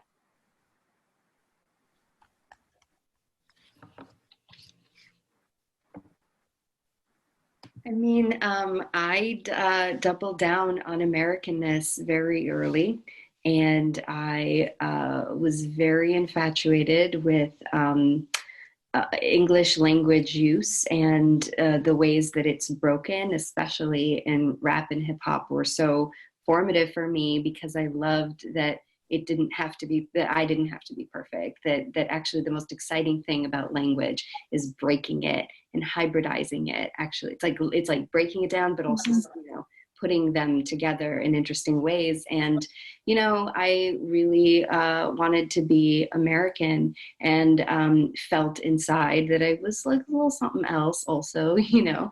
And then it was only, I mean, honestly, relatively recently that I was like, you know what, there is also this Russian language in me that I have from home, and it doesn't have to be separate from the like American English canonical poetry that I was studying. And it was so liberating to realize that my language can be a language of poetry, even though it, you know, I don't maybe see that many examples of it. I didn't then, certainly, you know, but one of the things, you know, to also speak to the last question, one of the things that came up in Russian for Lovers is, do I translate the stuff that I put into Russian? Do I care that American readers won't know what it means?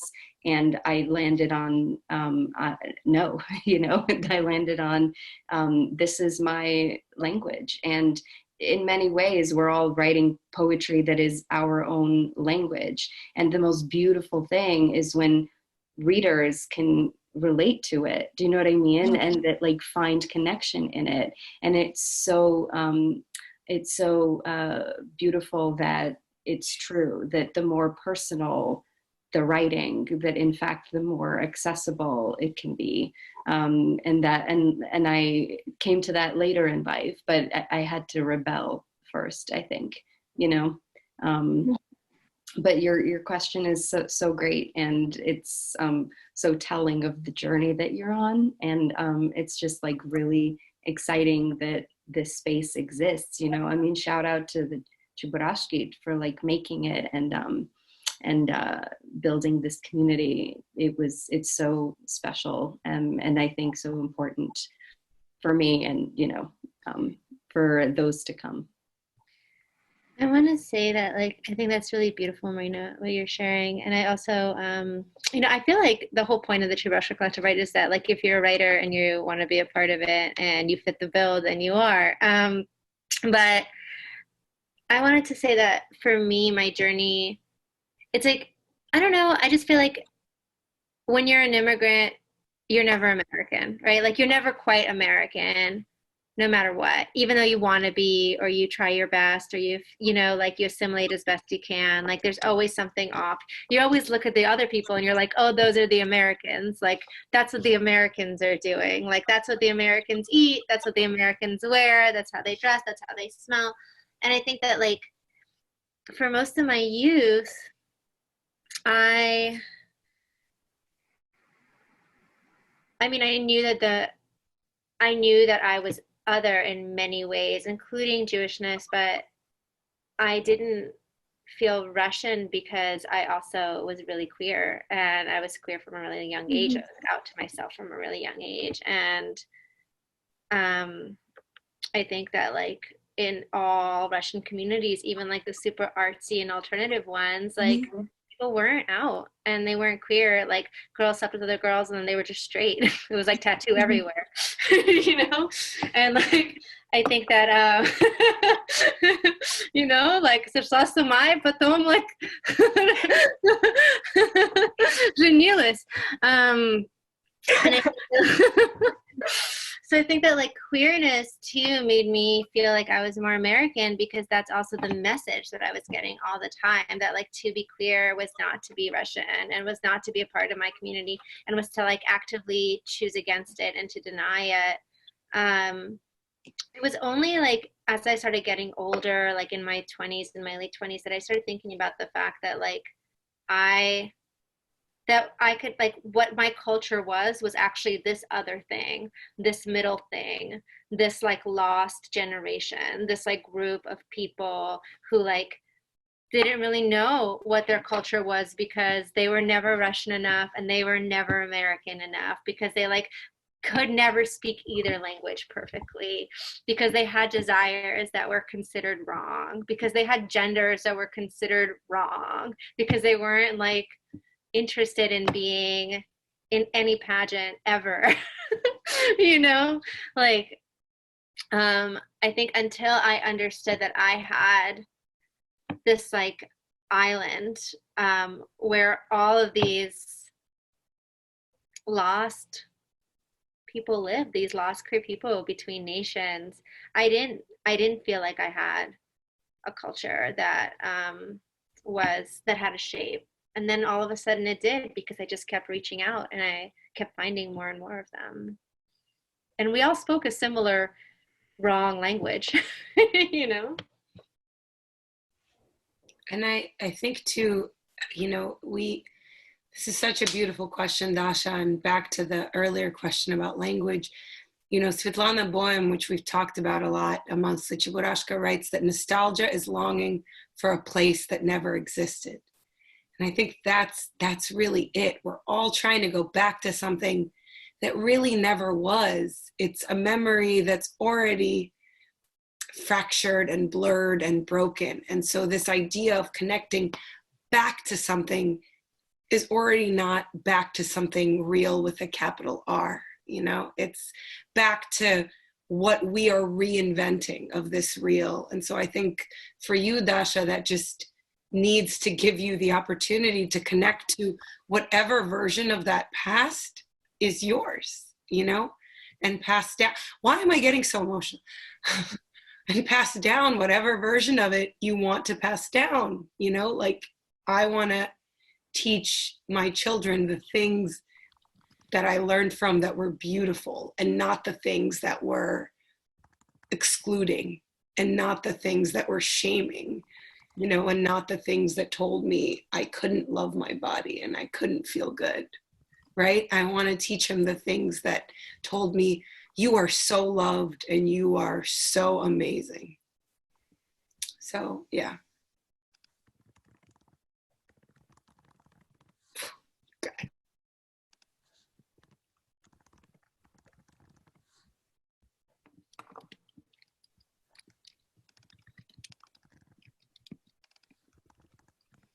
I can't even believe we're all crying on Zoom, guys. This is what's happening right now. Like my emotional support snake. Like we're all crying on Zoom. And it's really amazing to see it and be a part of it. I just feel like I've become slightly less other in the last month or so, because, well, I first felt like I've become less other when Trump got elected. And we were suddenly all equalized in the horror and nightmare.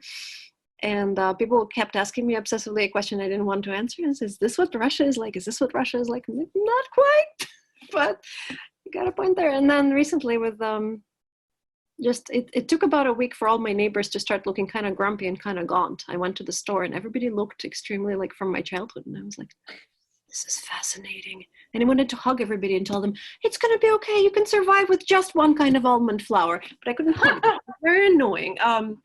So I just kind of feel like I have this false sense of equality, fraternity, and liberty with everybody else right now, which is probably false. But I just kind of hope that some of the suffering that this country isn't used to, that when we do come out of hiding, somehow we will be able to relate to each other a little bit more. So we're about to lose an awful lot of people, and we're about to be united by something other than television and Facebook and Instagram.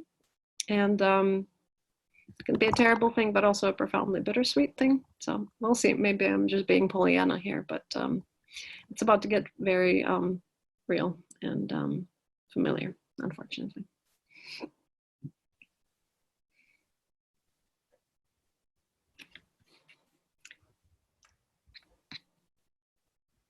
Somebody asked about influences earlier on. Do you guys? Yes, and we have Olga actually asked a question first about a kind of influences, witchy influences. Do you want to ask it? Oh, sure. Hi, everyone. I'm Olga Tomchin. I was born in Minsk, and I actually do have my real carpet behind me. So I'm that extra FSU. And so my question was about the influences of Vedьmy and witchcraft in so much of our work and so much of the writing of the community. I know so many of us queers are really drawn to that. And I know I have Gala's book, and obviously that is super witchy. And I was wondering, especially since most of us are also Jewish, how people relate to that, and the like Slavic mythology and how that influences people's work. So it's not like a direct question, but just kind of generally, how does witchiness impact you and your writing?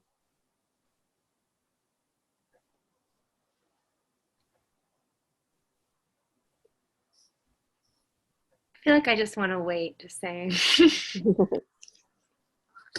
Oh yeah, I don't know. Should we?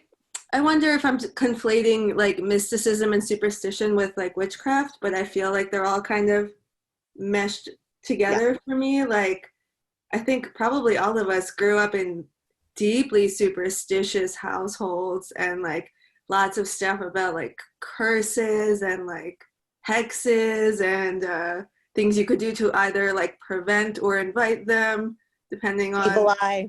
Yeah, evil eye. Yeah, like Dornoy glass, like all of that.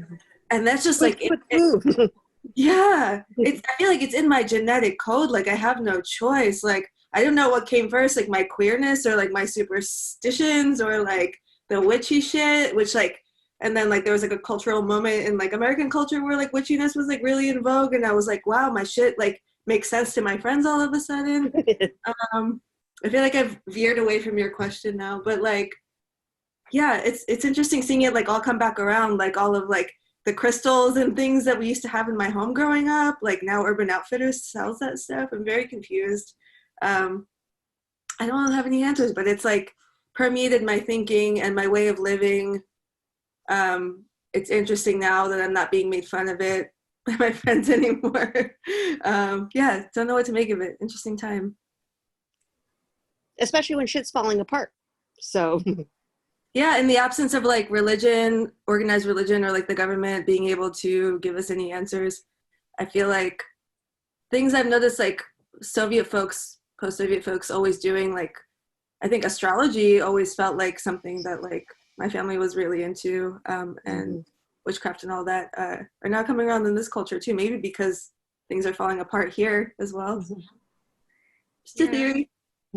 I think that like you're hitting it right on the nose, Alina, like especially with like what the government can't offer, but that's like a wider topic. But I mean, I think that, you know, I think Russian Jewishness in general is its own sort of funny. It's like, and there's lots of things. So like, I want to, like, I can speak personally to Russian Jewishness, but I've also spent a lot of time. Why do I have a timer? I don't know. Doing nothing. I feel like I spent a lot of time reading about, because my mom is from Odessa. My whole matrilineal line is Ukrainian, but not Ukrainian. They're Jewish, right? They're not Ukrainian, but they're from the Ukrainian lands. And like maybe originally back before that, like Moldova. but I spent a lot of time thinking about matrilineal goddess culture and matrifocal goddess culture in Ukraine, about how Ukrainian, like pre-Ukraine, pre-whatever that word was, the land that was called that, how they used to worship what was called like the damp Mother Earth. The word is like a kid's like mokraya mat, I don't know, something close to that.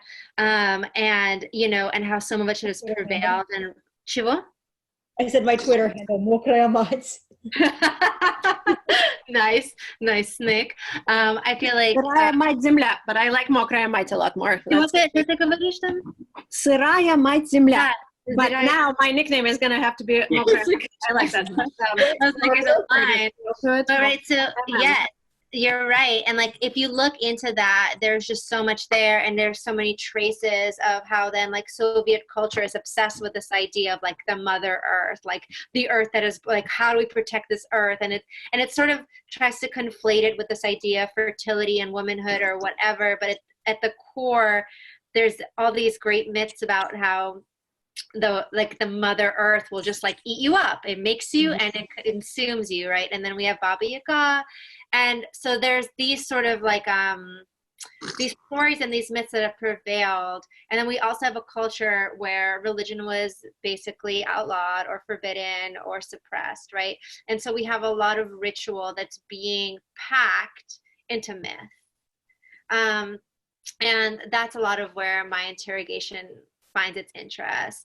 I think that as somebody who grew up in a decided like very Jewish on both sides family who knows nothing about their rituals, right? So my mother just has rules. Like she has rules about what we're supposed to do. And sometimes she'll just remember a rule halfway through my life. Like all of a sudden, 20 years later, she was like, we can't wear socks inside the house without sandals. And I was like, are you kidding me? Now? What about all these 20 years before that? Are we cursed? But I feel like a lot of Jewish families that immigrated that didn't have a chance to read the holy text, right? Didn't have a chance to speak their first language. Like my mother's family's first language was Yiddish and they didn't speak it to each other. Had to just inherit these rituals, these superstitions, and some of them are from the holy text, from the Jewish holy text, but some of them are integrated. Some of them are from being in Ukraine for however many years those families are in Ukraine. And so what we have is a people, right, who are bereft of spiritual practice and inheriting all of these different ways of being connected to each other and being connected to the land that they feel is holy. And that is what witchcraft is. Like witchcraft at its core is about reverence for the natural world and the erotic world. So that's where my sort of like entry point is. Sorry, I had to do it again. I really wonder, I just had this thought right now. My son is completely obsessed with Baba Yaga, like obsessed. We play every day make-believe with Baba. And no longer he will let me read him books. He now wants me to make up stories about Baba Yaga. It's insane.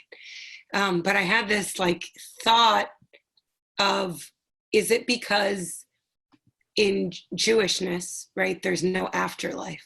And so we are obsessed in some ways with what is happening in the world, in the natural world. Is that why we're so, because Jewishness is also so tied to the supernatural. I don't know. I don't know why your son is obsessed with Baba Yaga, because like I don't know about your son's interior. It makes me curious because this is like, sorry, it's not going to be Gala hour. I'm going to like cap it at 1 minute, but I do have this sort of interest, right, in a kind of rising of the divine feminine that's occurring at the same time as this like crumbling of all these different kinds of patriarchal structures that are obviously not working in all these different ways. And Baba Yaga is a caricature of old mythological like archetypes. And originally she was a trinity. like a female trinity, like maiden, mother, crone. So maybe your son, because children are so sensitive, is tuning in to the fact that like there is there's a lesson there about what divinity is, what makes him feel alive and close to this earth, which is actually really activating as we have to recede from it. But those are just some of my wild thoughts. You know, could be something else completely different.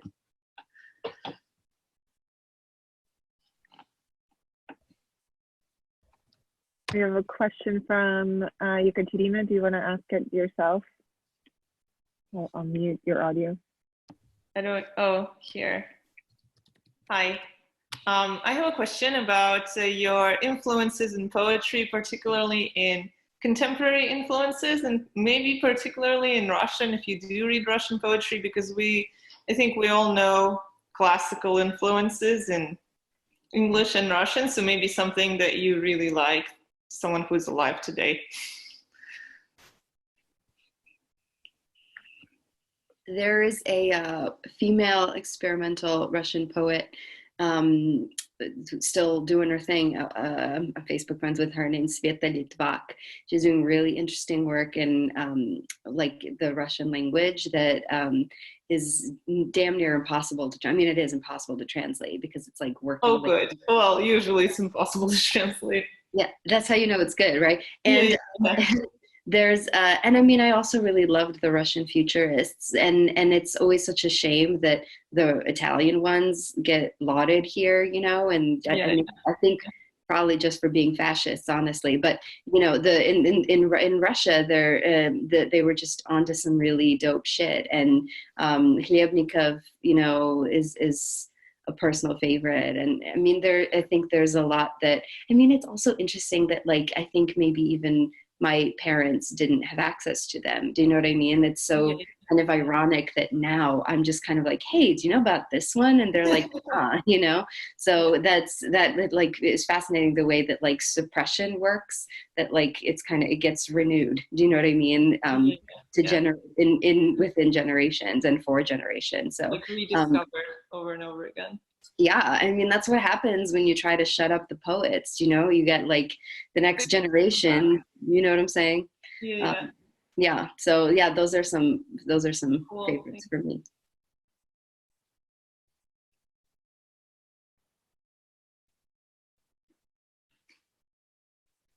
I'm going to go with the flow of Sveta Litvak and say one of my favorites is Nina Iskrenka, who was born in 1951, died in 1995. And she was also a performer, a poet, and very daring, audacious person who came of age during Perestroika and you know, was a stay-at-home mother of two, but was doing all sorts of maddening and wonderful things on stage.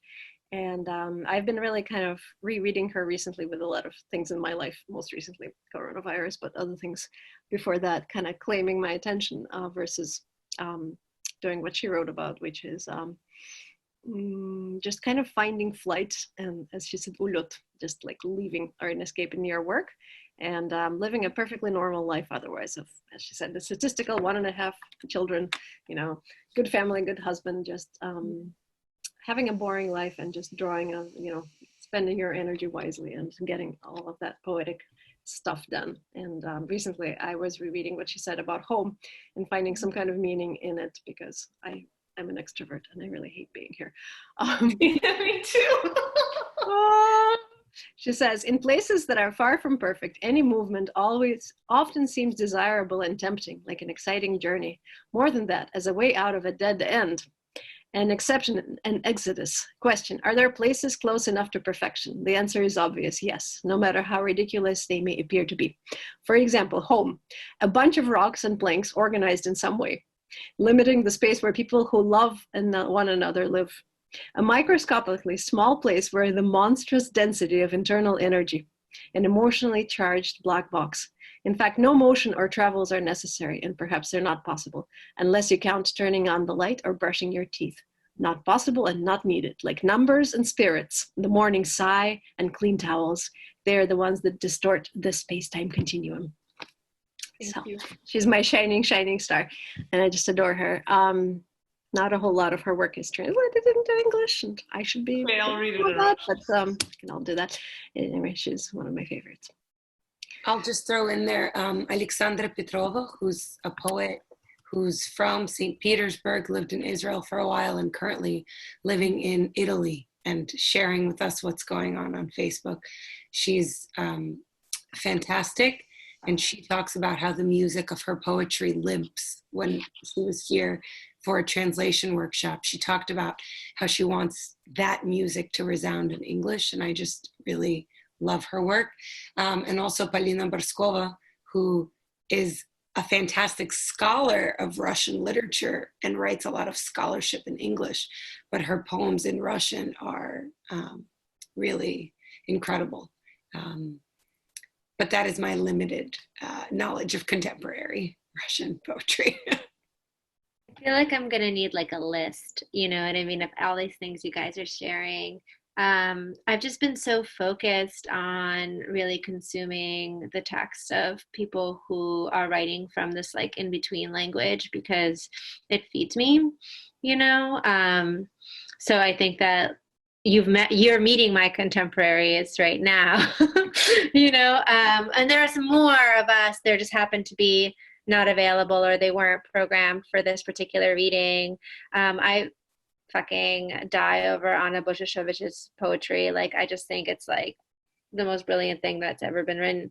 But if I may, I do feel like the thing that the writers that like have been kind of blowing my mind, who aren't contemporary and who are in fact dead, but who don't get spoken about enough and who are not poets but influence my poetry, are Alejandra Pizarnik and Teffy.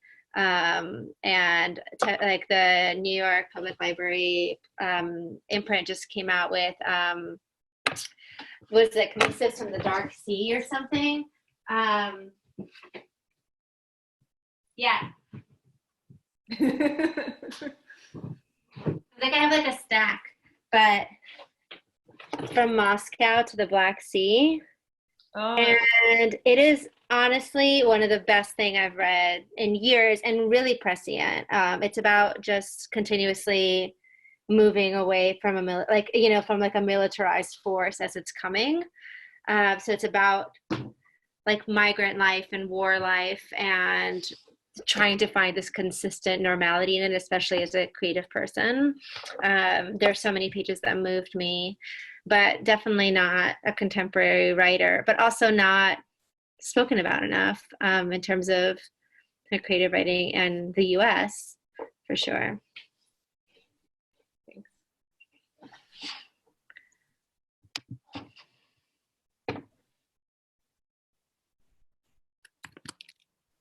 I have a great question from Lily's iPhone. Do you want to ask it yourself?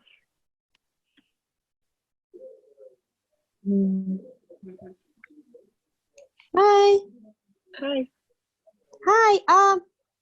It's great to meet everybody virtually. Thank you for sharing your work. It's beautiful, beautiful poems, everyone. I wanted to ask you, at what point you guys decided that you don't just want to write poems, but you also want to share your work with others? Because, you know, there's a lot of Russian people who love poetry and enjoy poetry and even write poetry, but not too many, like, you know, everybody's a poet. Like, I don't know who isn't, but not too many people actually share their poetry. So at what point you realize that you want to just, you know, share your work with others? Because, you know, this is very difficult for a lot of people to put themselves out there and kind of, you know, be on the spot and, you know, present your work and, you know, get all the criticism and, you know, all kinds of, you know, it's scary. So that's my question. Thank you. I can start. I think for me, I was friends with other poets in undergrad. This was one of them. No. But so I had friends who were already kind of further along in undergrad, and they would do these open mic nights. And after watching them do it a couple times, I thought like, okay, maybe I could do that. And I like almost threw up the first time, but then people were really nice. And I did that a couple times and people kept saying nice things. And like, I look back at what I read and it was like hot trash, you know, in my eyes now, but irrelevant. You know, it's like you had to, I feel like if you have a support system of people who tell you that like what you're doing is good, even if what you're doing actually in this moment isn't that good, but like there's potential, like that's so important. So I think for me, it was having that positive reinforcement, having a community of people who were also doing it. So it felt like I wasn't a pioneer exactly. I was just kind of doing what my friends were doing. I think that was really important. And then they were starting to send things out for publication. So I thought I would try it too. And then as for like the like pozor, the shame of, you know, writing about things that, you know, our community tells us not to write about. I don't know that that ever goes away. Like I still have mad anxiety every time I publish anything that's like even remotely edgy, which is like in my mind, everything. I think about this thing that I think it was Anne Lamott said that if people wanted you to write, if people didn't want you to write about them, they should have behaved better. Which, you know, is basically what I tell myself to fall asleep at night. Like I can't say that it actually fixes any problems. But also I found that like people surprise you, like the people that you think are gonna be so mad at something you wrote will not understand that poem at all. And people you thought would be supportive are gonna think that like something you wrote about nothing was about them and they're gonna get mad at you. So I guess you just kind of have to, I don't know, not be friends with humans and only be friends with snakes at the end. I agree that every Russian is a poet or a poetry enthusiast. I feel like you could stop a random citizen on the street and ask them to recite a poem and they could, in a way that you could not do here with Americans. It's like just embedded in the culture. But I came to poetry, I don't know, I think I was like really into punk and like understood that like communities are formed by like finding people who think like you and care about the same things that you do, and that these things can exist outside of like institutions. And I still feel that way very much, that it's not about publications or accolades or anything like that. For me, it's about like finding my people. And in order to find my people, I had to like show that I was one of them. And that's how I started publishing and performing and finding other poets. Still going on. And I even asked a question in public and got really good answers.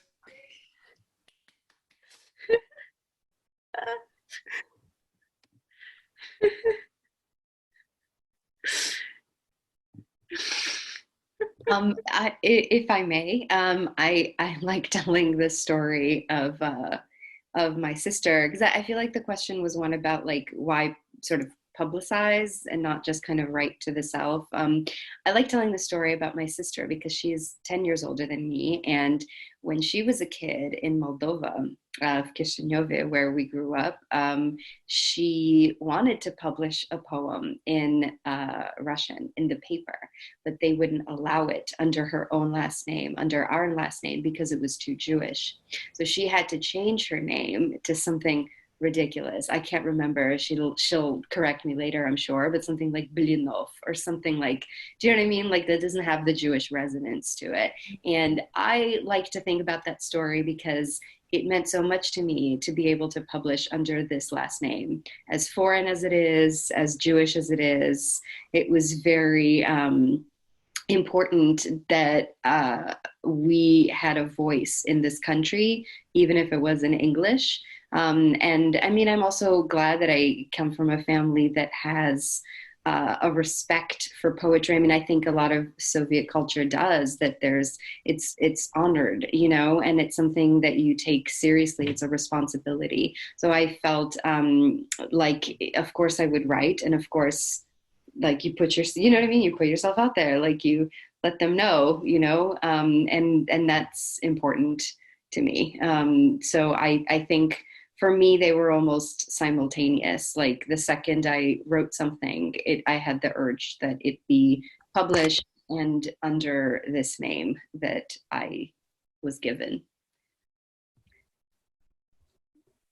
I'll say that like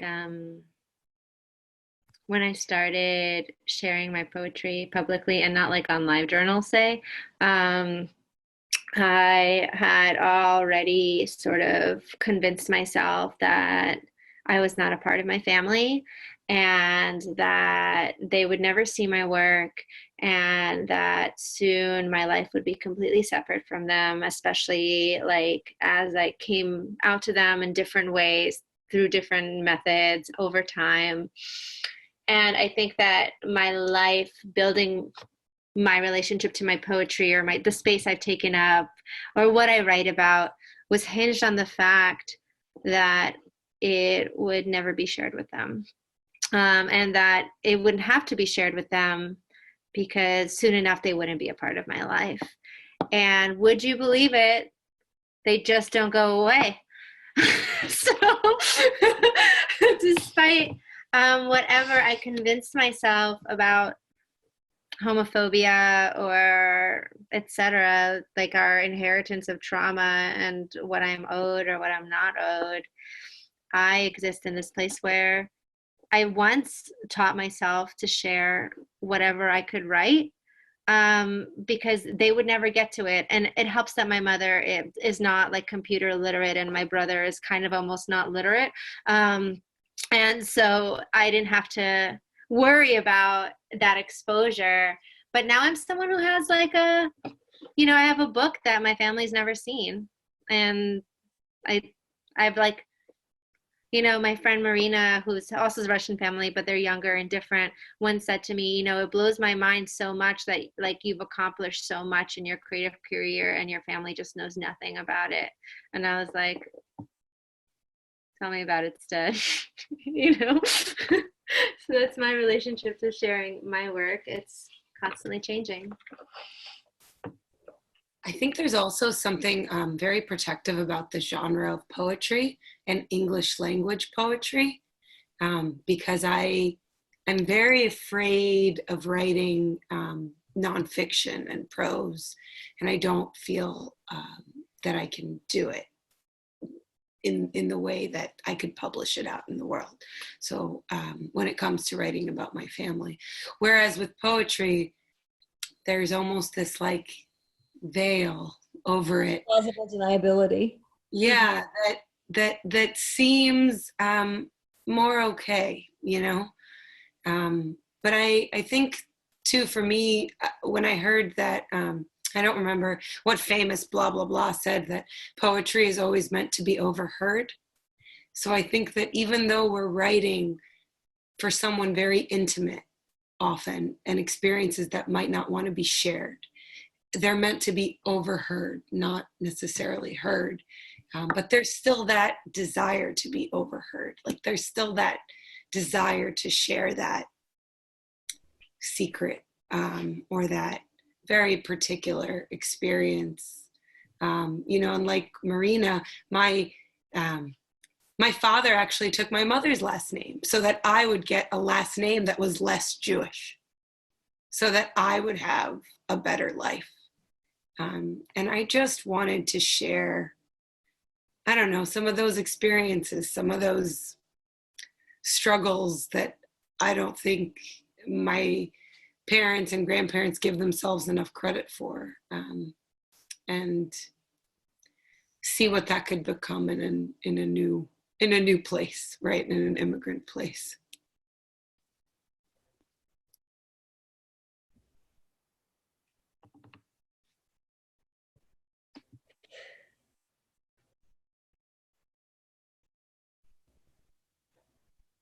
Wow, it is almost 10:30 and there's still 37 people here, which is amazing. And I think there were like 80 or something at one point, which is beautiful. So thank you, everybody. Thank you to the Cheburashka Collective poets and to everybody who was here and who asked questions. Is there another event that folks could look forward to seeing all of you at? TBD. Definitely. Not yet, but yes. The answer is always yes. Mm-hmm. Yeah. Virtual dinner party. We're like all extremely online right now. Anything could happen. If any of y'all are like affiliated with a university or a place that has funding and wants to bring us out, just add us on Twitter and we can make it happen.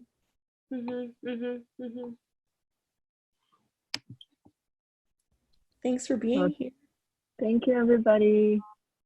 Thank you so much. Again, thank you to the Kelly Writers House and to Penn and to the program in comparative literature and to all of you. I mean, this is amazing. I feel so like elevated, right? In such an internal space. Thank you, guys. Thank you. It's too bad our birthday is only once a year. Oh.